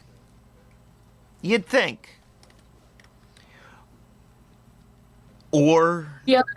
they could turn into the overly greedy. Why does that guy get more than me? Why does that guy get more of that than I do, even though I get more of this than them? It does get into tyranny of the minority types. And there are type systems. Yeah, there are problems of that can come up. It's not a perfect. I don't have a perfect system yet, but and ultimately, again, what I preach, what I actually believe, is an ultimate tyranny of the minority. I believe in super centralized power. In me, Trevor Stewart 1308, vote for me for dictator in 2028 because I will be the dictator you'll enjoy.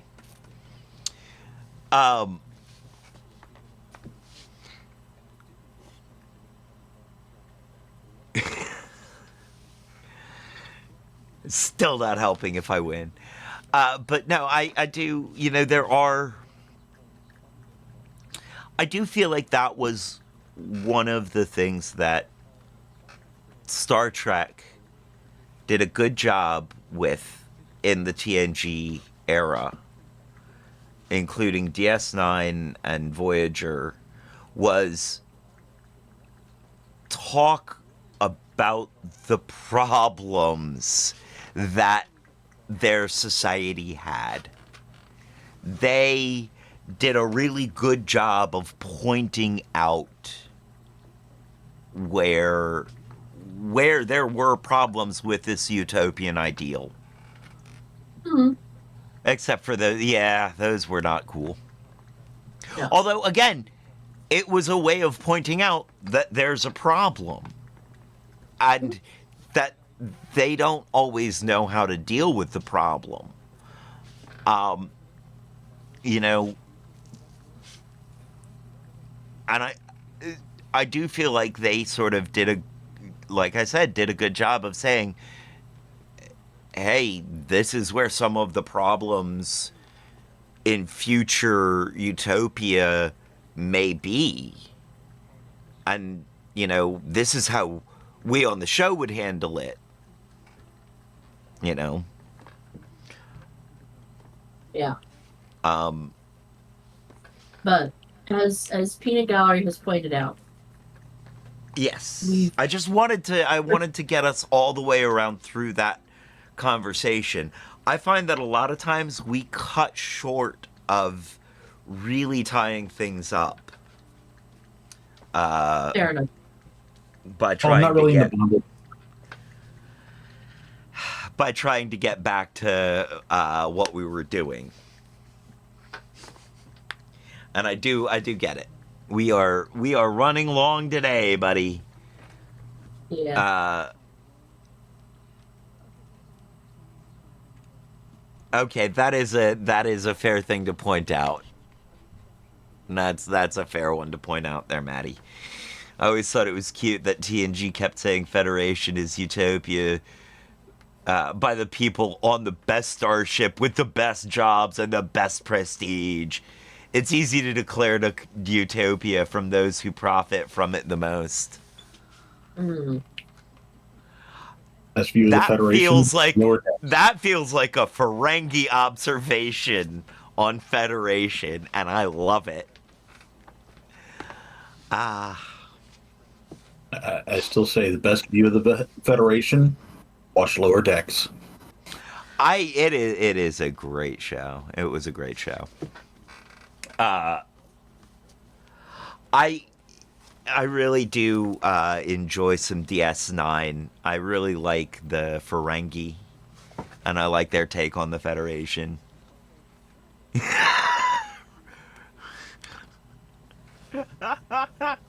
Root beer-esque, exactly. Although my favorite is always going to be Voyager.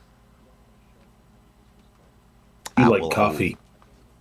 I like coffee. There's coffee in that nebula. See, that's the major divider between people who like TNG and people who like Voyager. Which one they like better? If you like tea, you like TNG. You like TNG. If you like coffee, you like Voyager. Yep. You hated Voyager. I'm not surprised. Maddie said that. No, I didn't enjoy Voyager myself. Maddie, I'm not surprised. Over coffee? I love the concept of it. Okay. Oh, you mean Lost in Space? Yeah, I enjoyed that show too. More coffee over tea. Okay. The reason I'm not surprised is because ultimately the media that you and I enjoy seems to be opposite. Whatever I like, you just I'm not going to say there weren't problems with it. He thought Janeway was weak and put her weird principles over her crew's welfare. I can see that. I see it from the other side.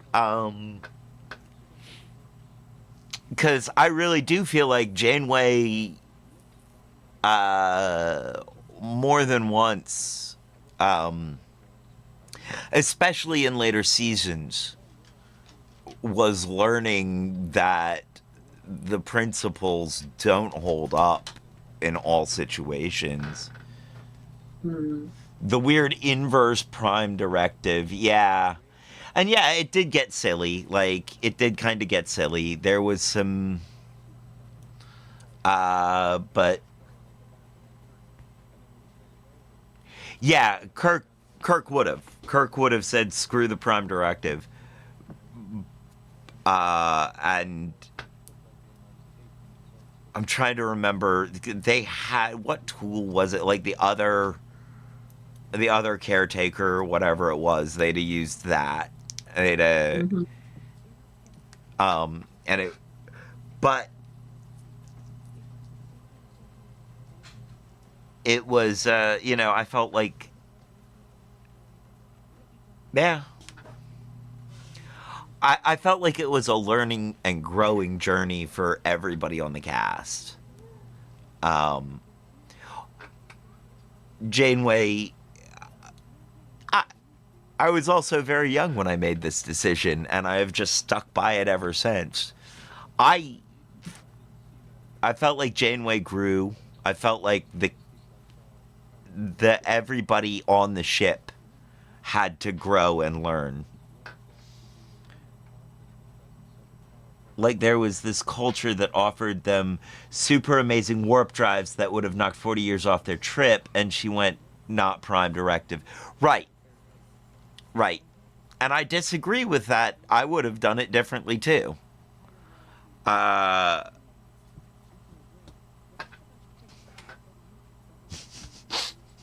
Yeah. And then didn't she violate prime directive to attack a bunch of people? Steal a bunch of stuff? So, I don't know. But also, I think a lot of my love of that show is nostalgia-based. Understand,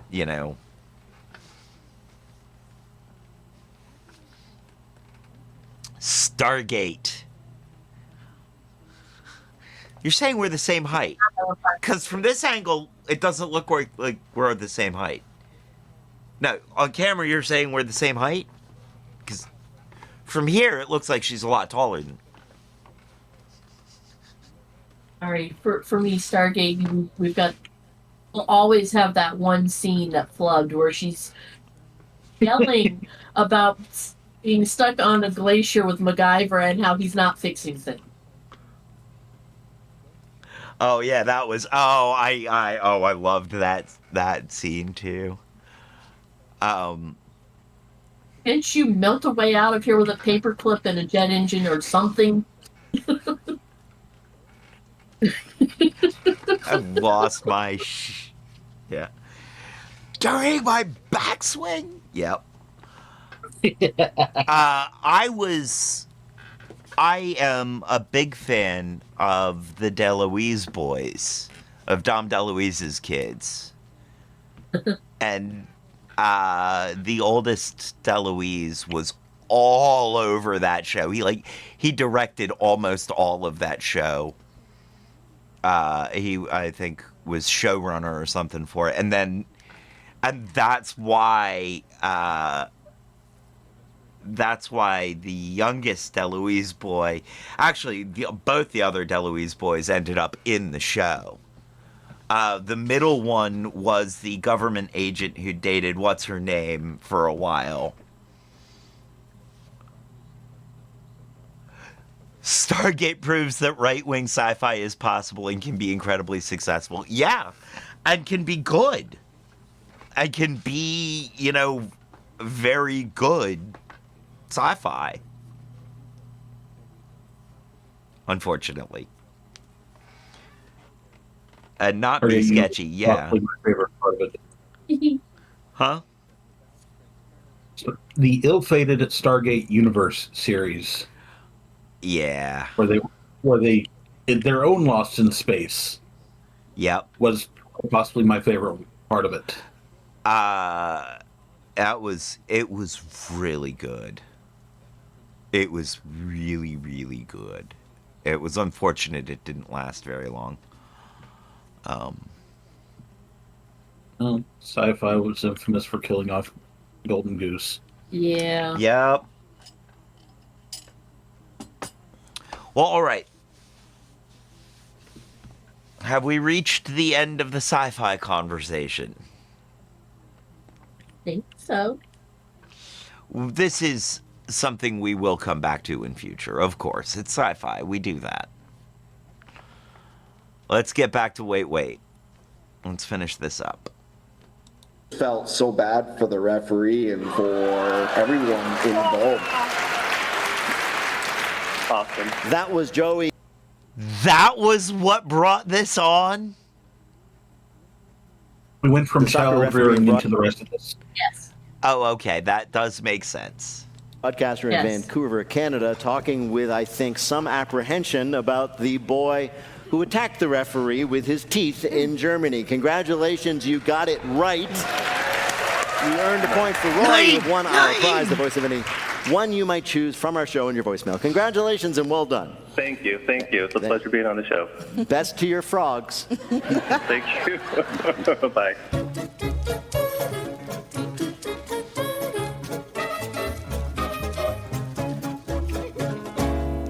In June, we went to Portland, Maine, to interview one of that city's native daughters, actor and singer Anna Kendrick, on the stage of the historic Merrill Auditorium. Peter asked her if she had been there before. This is not your first time here on the stage of the Merrill Auditorium. No. And I'll say that everybody at the Wait, Don't Tell Me team has been so helpful and thoughtful.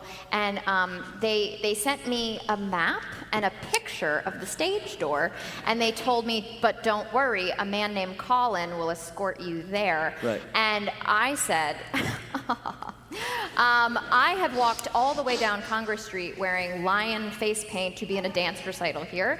I have come here to stand behind Judy Collins for one song in the choir during a Christmas special that she did, wearing what can only be described as a Handmaid's Tale-esque robe.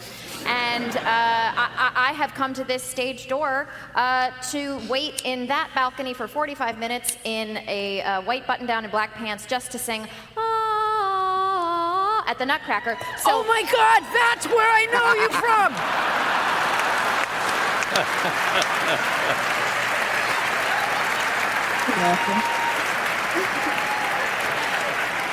That was her. That's right. Oh, this is, oh, it's so exciting to see you. So not to put too fine a point on it, but you were a theater kid. Oh, can I just say that earlier, before we were recording, Paula mentioned that we met and that Paula did know my full name, and that even though I started listing all the movies I was in, she still didn't know me. And I just wanted to say that I was only listing the movies at her specific request. Oh yeah, no. I wasn't just. She wasn't just like, oh, you were Anna Kendrick, and I didn't just start going Up in the Air, End of Watch, The Accountant, Pitch Perfect. Ever heard of them? That didn't happen. No. Okay. It was, I put Anna in the uncomfortable position. I said, well, where would I know you from? That's a terrible thing to do, Paula. It kind of was. I apologize. But, and then every movie she mentioned, I'm like, no, not that one. I only mentioned, Paula, I would like to remind you, I only mentioned one. And then I said, you know, it doesn't really matter. No, and then you took out your phone and you were scrolling. Lies. And then Paula started naming movies she liked and going, were you in that one? Anyways, I apologize for, making you feel awkward. No. I love you, and I love that we have a rivalry already. That's true. When you were That last is not here, a it was rivalry few years you ago, want. You don't want to go up and we against talked about Paula Pitch Perfect. Poundstone. And one of the things that I am aware of is that because of those movies, a lot of kids went to college and joined a cappella groups. Yeah, I'm so sorry. Well, I was going to ask, how do you feel about that legacy? I feel okay about it. I'm into people's hyper-specific interests and passions, and like it doesn't matter how dorky it is. I think if you're good at it and you care about it, that's amazing. What about it? I will if you say care that about it and you're not good at it. over the course, we made 3 movies, and so I met a Fun. decent amount of Music. acapella people in the course of that time, and Fair enough. I was very surprised how many of them said, yeah, but I mean, the original versions of the song are always better. Right. What are we doing? Like, if we're listening to a song, maybe the thing that makes the sound of a drum should be the drum. Yeah, it's a self-deprecating community, and that's also admirable, I think. Oh, really? So Yeah. those jokes are being made by the a cappella people? Yeah. Right. I mean, I hope, my God. I hope it wasn't just 3 people and the rest of the a cappella community are like, well, you're dead to us now. One of the things you've done since the last time we talked to you, Anna, is you directed your first film. Yes. And I heard that you did that, and I was like, oh, I'm sure it's like the incredibly charming, sophisticated romantic comedy that I would expect from someone like yourself. It is a movie called Woman of the Hour, and it is a real-life story about a woman who goes on, played by herself, who goes on the dating game back in the 70s when that was a thing, and gets matched with a serial killer. Yes, true story. True story. It's a true story? Yeah, girl. Yes, Paula, you should see the film.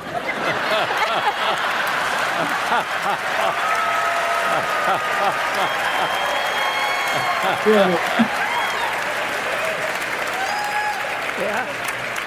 She's going to watch the movie and go, where do I know her from? Because Paula's a very sophisticated woman of taste, and that's why she doesn't know any of my films. I'm just going to point out, given your vast success and fame, it's annoying that you're funnier than we are, and I'd like you to stop. Well, Anna Kendrick, it is so much fun to talk to you here in your hometown. And this time, we have invited you here to play a game we're calling Pitch Perfect, meet Female Dog Perfect. So, as we have gone over, you were in the Pitch Perfect movie. What was that? What do you mean? I thought you said something. Oh, that was chuckling. Okay. It was a derogatory mm-hmm. Okay. Because I was trying to hold in my laughter on that one. I love a joke that you have to go, what? So as we were saying, you were in the Pitch Perfect movie, so we thought that we'd ask you about dog shows. Answer 3 questions about dog shows, and you'll win our prize for one of our listeners, the voice of anyone they choose for their voicemail. Bill, who is Anna Kendrick playing for? Ollie Long of Biddeford, Maine. All right, our neighbor, Biddeford. Come on, Biddeford. Here's your first question. Show dogs are registered under very elaborate names that reflect their parentage. What was the name of the winner of the 2014 Savannah Dog Show? A, Snitches Get Stitches by Daylight. B, Starfire's Spank Me Hard, Call Me Crazy. Or C, President Polk's Burrito of Joyful Abundance. I think. This I think makes it's me C, so, but I still want it to be the fact that it's any A. one of them makes me really delighted. But I guess I'll say A. You're going to say A, Snitches Get Stitches by Daylight? Exactly, No, I'm afraid it was Maddie. Starfire, Spank Me Hard, Call Me Crazy. That's Who a is- dog's name? That is the one that I was like, well, that's definitely not it, but yes, it was. A lovely Pomeranian, by the way, we are told. All right, you have 2 more chances, not a problem. At the 2021 Westminster Dog Show, Ripple, the Boston Terrier, was well on the way to winning the agility competition, with the running with the obstacle course. When what happened? A, her trainer tripped over his own feet and fell right on her. B, she was distracted by a spectator who pulled out a Slim Jim and left the course. Or C, she suddenly stopped, reconsidering what she was doing with her brief life, and just walked away. Well, I really yeah, I hope think it it's was C, B. so I'm going to say C. Your hope, as a sort of dramatic scene, a moment, Yes. is the dogs running through. Let's imagine how it goes. Little dogs, zip, zip, zip. You've seen them go. Yeah, it's you B. disagree. I get it. What should I say? Wonderful. Then A. They're right. A. Oh, wow. Wait, have you all seen this? No, I think this would be, by the way, a great final scene. That's the one I really didn't want it to be. And yet, Was the dog okay? Only answer if the answer is yes. I am proud to tell you that if you see the video, and you can, the trainer trips and falls onto her, but she is perfectly fine. And in a quite lovely moment before continuing her course, she stops and checks on him to make sure he's fine. That's very sweet. All right, Anna, now you've got one more chance. If you get it right, you win it all. A dog show that was staged at a high school in Spain in 2019 had a surprise ending. When what happened? A, the winner was revealed to be a small rat with excellent makeup. B, one of the dogs busted 3 students for drug possession. C, the students tried to feed the dogs food from their own cafeteria, and they all refused. Well, B, C, what? C. I'm hearing E. So, clearly enunciation lessons for all of you. Yes. Don't lose the audience. I do want to say C. I'll stick with C. You're going to stick with C. Oh my God, the way you're looking at me. Fine, B. Yes, it's B.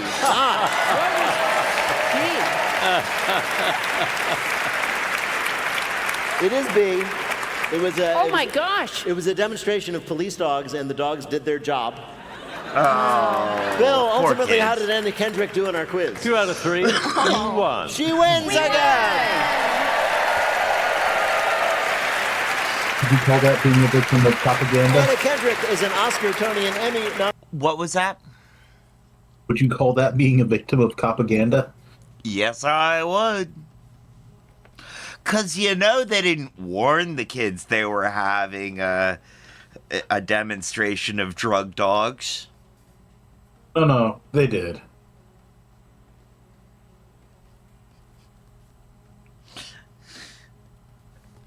And the kids who got busted were those stoners who were stupid enough not to not bring their stuff. Nominated actor and a proud native of Portland, Maine.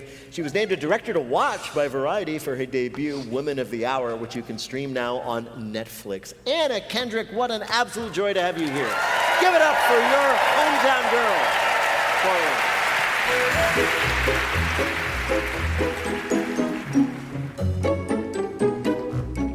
Coming up, either we burst in the doors of the theater freshly tan and out of breath, just back from Hawaii, or we'll bring you some more never-before-heard goodies from our show. Plus, Iowa basketball legend Jan Jensen. Oh, the suspense. That's when we... Cyber threats compete. Spotting the signal. Testing, removing every shadow. This is Wait, Don't Tell Me, the NPR News Quiz. I'm Bill Curtis, and here is your host at the Studebaker Theater in the Fine Arts Building in downtown Chicago, Illinois. Pardon me. Peter Sagal. Thank you, Bill. Thanks, everybody. Thank you so much. Well, I guess at this point, I just have to admit it. We weren't able to make it back from Hawaii in time to do a new show for you this week, but I want you to know, no matter where we are right now and how delicious the Mai Tai we're drinking is, we truly wish we were here with you. I'm so sad about it, I just ordered a second Mai Tai. So, to make up for it, here's some delightful fun we had with our panelists in the last year. Moz, Maine, recently issued new license plates with an image of a pine tree, but a lot of people who have received it say it actually looks like a what? Marijuana? No. Give me a hint. I'll give you a hint. The old one, the one it replaced, had a bird. This one is flipping a bird. Oh, it looks like the middle finger. It does. So they say. The new Maine license plates feature a majestic pine tree, and a lot of people look at the top of the pine tree and they say, oh, it looks like it's giving you the finger. Now, the artist who drew that for the state says it's ridiculous. That's just a figment of your imagination. And if you need to see a real middle finger to compare it to, just drive into Maine with a Massachusetts license plate. Shane, authorities are reporting a huge increase in the volume and the sophistication of people who are smuggling contraband into where? Into where? Yeah. Into the Senate floor. No. Jail? Smuggling contraband into the United States? No. Smuggling contraband into public high schools? No. Huge uptick. Can I have a hint? Sure. I mean, contraband smuggled in includes candy, snacks, and extra string for crafting friendship bracelets. Oh, to summer camps? Yes, to summer camps. How dare they? Most camps have strict bans on outside candy and snacks, but that does not stop parents of campers from trying. This summer, they have been caught, for example, hollowing out books and loading them up with candy. One parent filled a tampon box with chocolate bars, resealed it, looked like it had never been opened. They'll do anything. One mom says, well, you know, it's just not parents visiting day if I'm not swallowing balloons filled with Skittles first. I think that a mom putting candy in a tampon box should be allowed. That's medicine. One camper.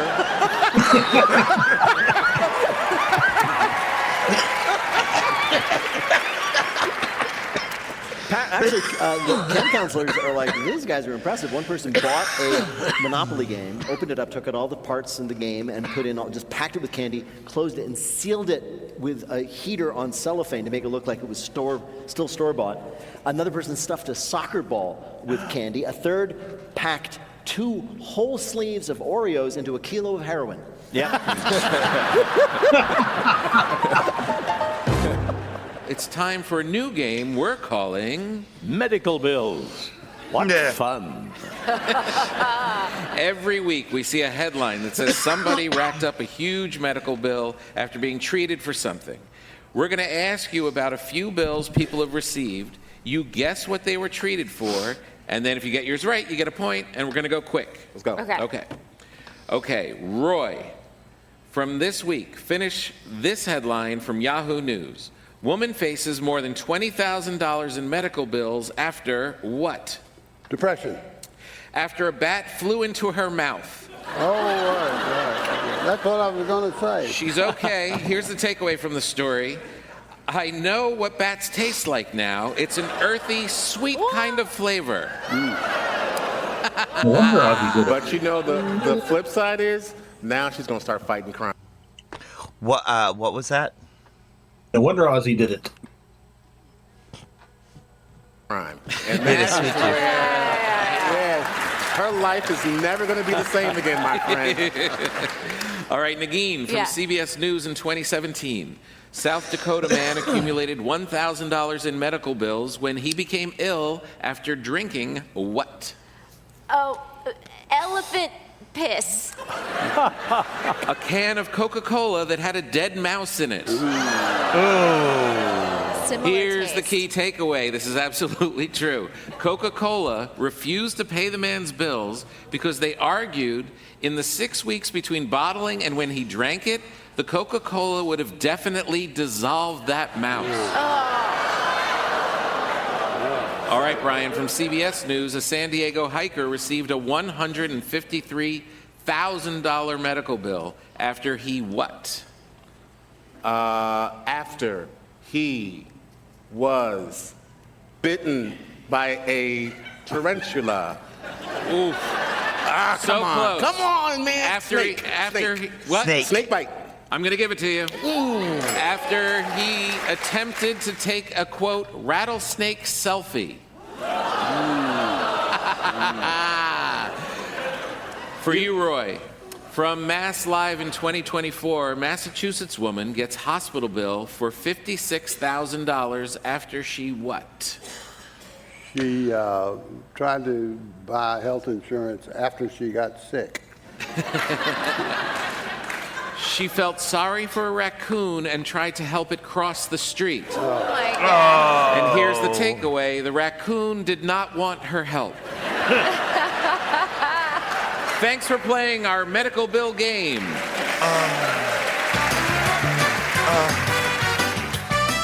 I think the rattlesnake selfie pretty much counts as a stupidity tax. It does. It does. Same with helping a raccoon across the street.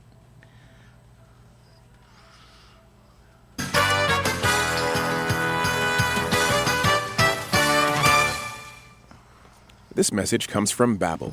Babbel's conversation-based with Babbel this and Cloud. Reinvent In Iowa, where we got to talk to Jan Jensen, the coach of the legendary University of Iowa women's basketball team. As it turns out, Jan is not only a basketball champion herself, but a descendant of champions. Among the many things I learned this week, Coach Jensen, Right, is that friends. Iowa is in fact more or less the birthplace of women's basketball. Is that not right? It really is. Yeah. In fact, my grandmother was the MVP of the 1921 state tournament. Your grandmother. Absolutely. All right. My grandmother. And didn't your grandmother had a great nickname? She right? did. She was named Lottie because she scored a lot of points. So an enlightened state, not a very creative one, but that's okay. You got to take Well, your... I mean, I'm sorry. I mean, I have these images in my head of what the 20s were like, especially for women. Did they have to play in bustles? I mean, They played in bloomers. They played in bloomers, and they had like a sash. Right. I actually have her uniform. No, really? I do, yes. And I have the ball of which they played with. No. And Wow. they weren't dribbling back then. It almost looked like a leather, like a football. Right. So I didn't really start talking to her about her history until I was getting recruited. And she never shared it until I pried it out of her. Wait a minute, because I happen to know you were one of like the greatest high school basketball players in the nation, right? Well, that's and I read that you had like a national record for points scored or something like that, and your grandmother never mentioned during all those years. Basketball. You know, funny thing, I forgot to mention, 1921 national state champion. No. Slipped my mind being old and all. No. She did not. She mentioned it casually, Right. but she didn't wasn't until I truly, really pried the stories out of her. I knew she played. I saw her Hall of Fame trophy. Of course. And it was at her home. And my mother used to tell a story that when I was really little, I looked up at that trophy. I said, Mom, I'm going to get a trophy like that someday. Right. And my mom said, I bet you will. And I did. I bet you did. When we were talking, they did a news special, the Iowa Girls Athletic Union, and it was on Iowa Public Television, which is awesome. So great. And they also did a 6-on-6 special, right? So they were talking about the things. But the cool thing, my grandmother, she critiqued it. She said that it was much too physical and we showed way too much skin. Oh, really? Absolutely. She thought it was very risque. Really? So your grandmother was like, in my day, we played in bloomers and we liked it. We showed no ankle as That's right. Let's talk about your coaching career. You spent 23 years as an assistant coach at Iowa before becoming head coach last year. And during that time, you coached the global phenomenon, Caitlin Clark. So what was that like? You know, it was, I don't think we'll fully unpack it until, well, certainly I won't till I slow down, right? Because someone asked me, what was it like to coach Caitlin Clark? And I said, everything you think it was, in a matter of a minute, because she's passionate. You know, she's, fun, she's feisty, she shoots it from the parking lot, she makes a dazzling pass, she challenges you, she's a jokester, and then as you're going through it, building a team, to me, that's the most beautiful thing.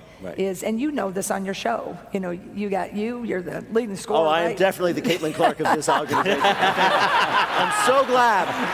Yes, I'm we so often glad. send you to the parking lot. I'm so glad that somebody has finally noticed my sense You're of welcome. role. I'm now your favorite You guest really are. you've I mean, ever you really, had. I think, Thank let's you. talk more about that.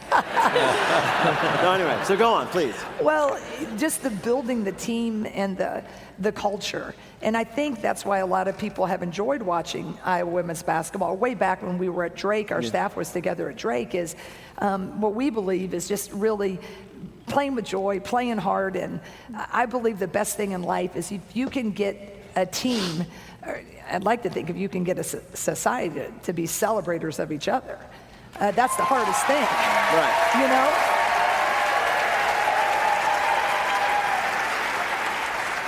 So one of your jobs is to motivate a player who's struggling. That's part of the deal. So let's say as you have identified, the Caitlin Clark of this show.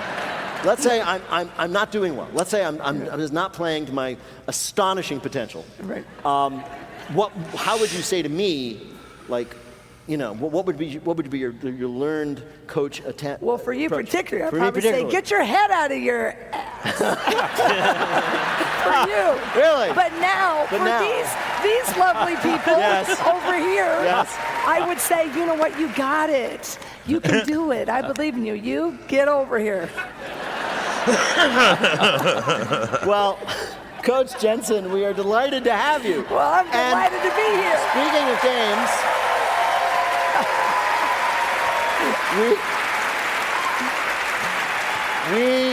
Speaking of games, we have invited you here to play a game that this time we're calling Let's Go Courtin'. You spend all your time in the basketball court, so we thought we'd ask you about the other kind of courting, finding a spouse. So we're going to ask you 3 questions about courting rituals from around the world. Oh, gosh. Get 2 right, you'll win a prize for one of our listeners. Bill, who is Coach Jensen playing for? Matthew Kodis of Des Moines, Iowa. All right. All right, ready to go? Here's your first question. In the Puritan communities in New England, back in the 1600s, courting couples would have to sit apart in a small room with a family member there to chaperone at all times.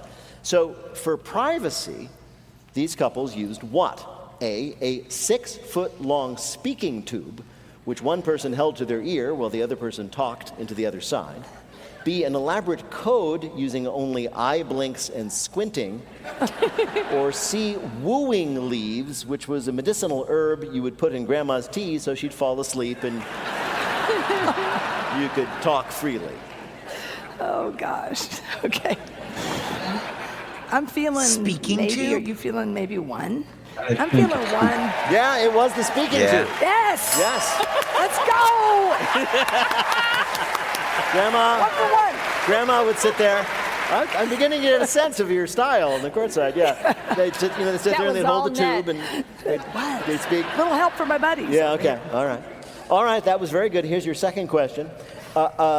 Pumpkins had a traditional role in courtship in medieval Ukraine.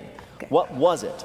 A, what was called love bowling. Women would roll a pumpkin down the largest hill in town, and the first man it knocked over would be her betrothed. B, if a woman turned down a marriage proposal, she would give their suitor a pumpkin as a kind of consolation prize. But everyone who saw him walking home with it would know he just got rejected. Or C, suitors wore pumpkins over their heads to the town dance to ensure that matches were not just about physical appearance. B. Oh, golly. Okay. Sort of a medieval Ukrainian version of What love was is that again?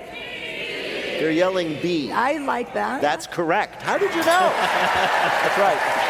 On my back, all of you. The consolation pumpkin or the pumpkin of shame. Men would only. Pumpkin of this shame. Is true. Men would only propose at night, so they wouldn't be seen carrying the pumpkin home. Here's your last question. In 19th century rural Austria, available women presented men who they liked with a challenge to prove their worth. What was it? A, she would feed a ring to a particular sheep, and the man would have to first guess the sheep and then get the ring back. B, after a town dance, the woman would offer the man she fancied an apple slice that she had held in her armpit during the whole dance to see if he would eat it. Or C, she would write a particular tongue twister love poem, which the man was expected to recite after drinking 4 beers in 1 hour. I like C. I think it's B. But I think And it's it B. is B. Yes! 3 for 3. Yes. Oh, I've been stressing about this the whole day. I like to win. 3 for 3. Let's go. Bill, how did Coach Jensen do in our quiz? What else? A perfect score. It's all of you. Thank you. Jan Jensen is the head coach of the Iowa Hawkeyes women's basketball team. Coach Jan Jensen, thank you so much for being on Wait, Wait, Don't Tell Me. Give it up for Coach Jensen. That's it for our Prisoners of Paradise edition. I can guarantee you we'll be back with a new show next week. Mahalo, listeners. Mahalo. Wait, Wait, Don't Tell Me is a production of NPR and WBEZ Chicago in association with Urgent Haircut Productions, Doug Berman, Benevolent Overlord. Philip Gotica writes our limericks.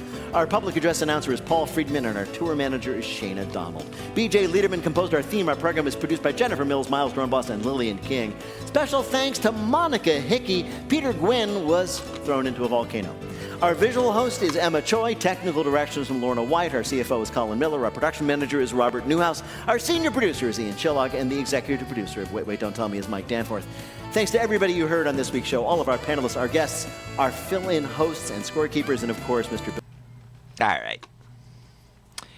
Well, what were you saying? What did you said? Oh, I was speaking to Kathy, who was not listening to the part, so she did not understand when I said, I realize we have an apple in the house, but no. Ha! Fair enough. Nice. Well, all right. Thank you guys for being here. I think it's just about that time for us to be done. Thank you guys. Oh. Do we really have time for? Do we have time for it? You think 2 minutes? You really think we can do this in 2 minutes? Well, it only takes 2 minutes to go to the Louvre.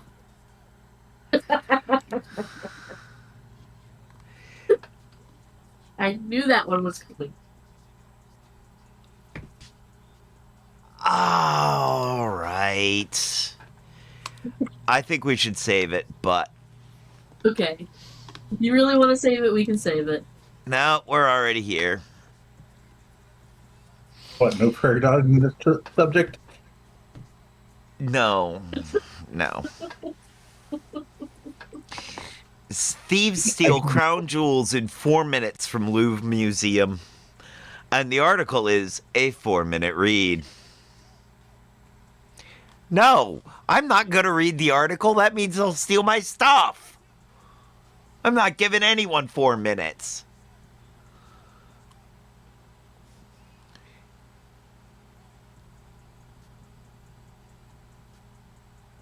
Yeah. Oh, wow. Okay. Yeah. So, in a minutes long strike Sunday inside the world's most visited museum, thieves rode a basket lift up the Louvre's facade, forced a window, smashed display cases, and fled with priceless Napoleonic jewels. Wow. Already visitors inside. Mm-hmm.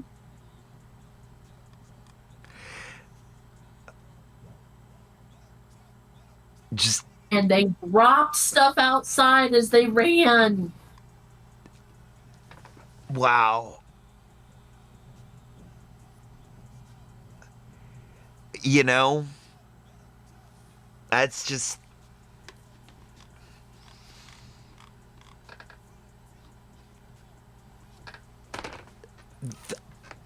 This to me says that it was... This says to me that it was not about money. That it was about... It was about prestige. All right, I can see that. I mean, it's not a professional style job because, you know, it's a smash and grab. It was artless. But All it's right, fair. daring. It's very daring. And I just feel like the daringness of it... What? What? She said they stole stuff from Napoleon. That's definitely artless. Huh. Personally, I just like the turn of phrase artless when they're stealing from the Louvre.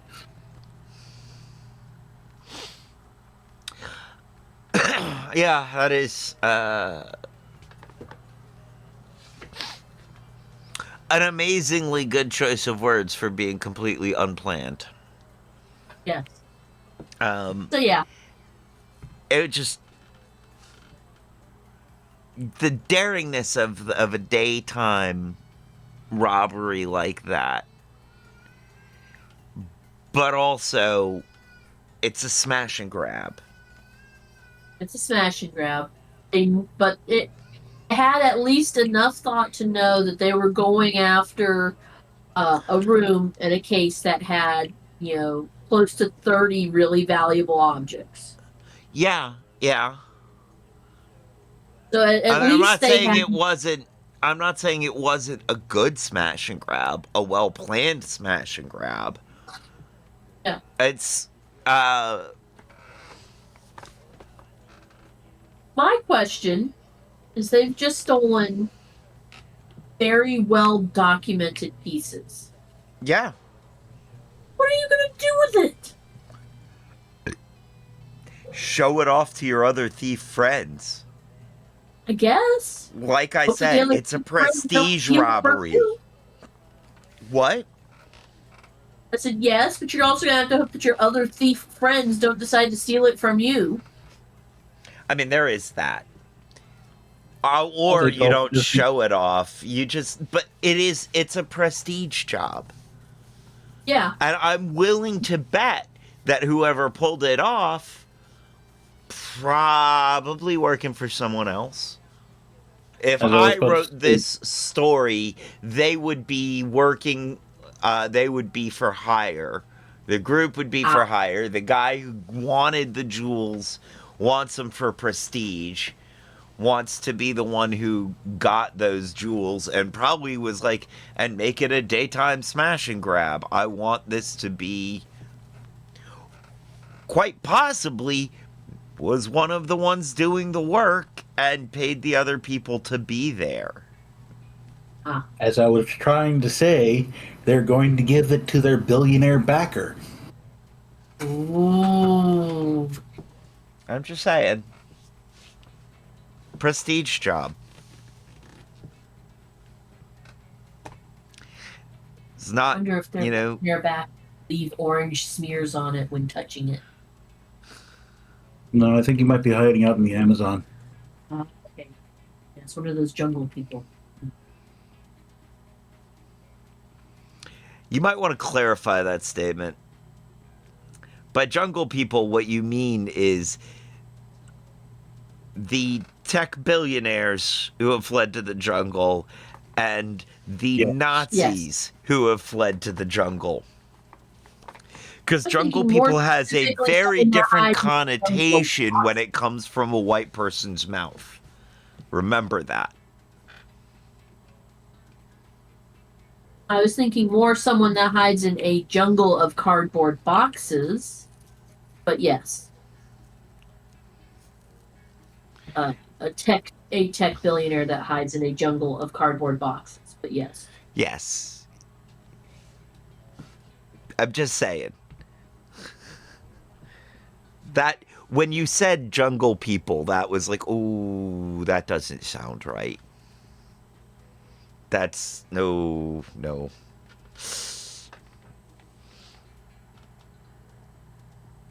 Are we getting into Joseph Conrad anti-colonialist stuff? No, we are not getting into any more anti-colonialist stuff at the moment.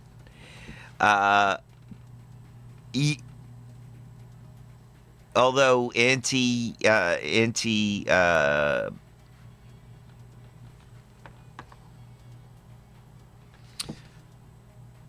Heart of Darkness was something to read. I mean, yeah, it was. Antifa. Do re mi fa. So, okay, there's a joke about being against the perfect fourth.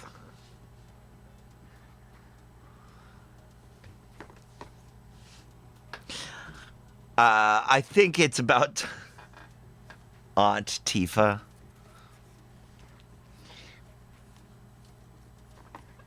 Close.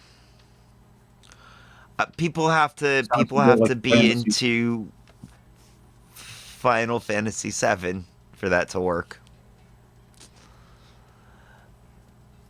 Uncle Ray. All right. Thank you guys for being here. Before we get drugged down another rabbit hole,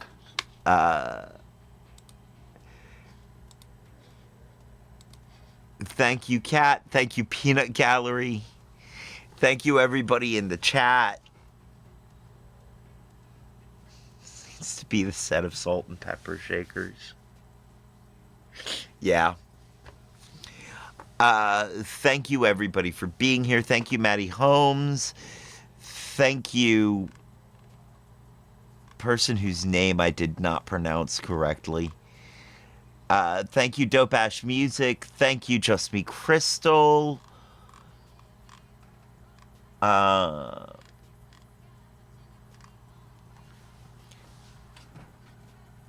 gonna go with Carl.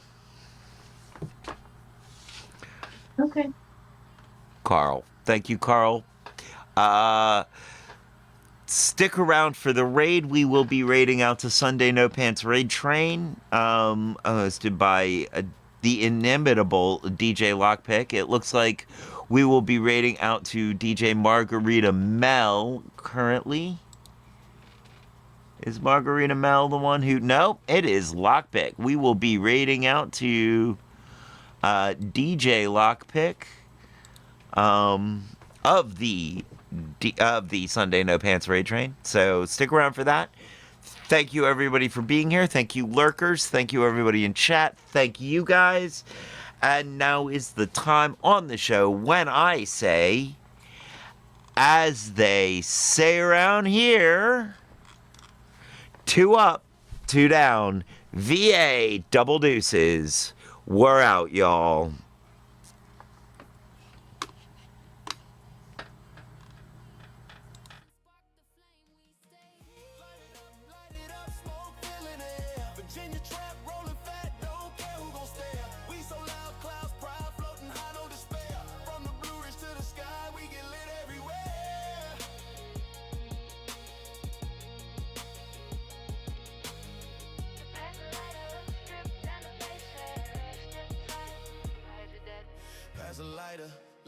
let's ignite another session. Got that fire burning higher note and higher note and higher note and higher.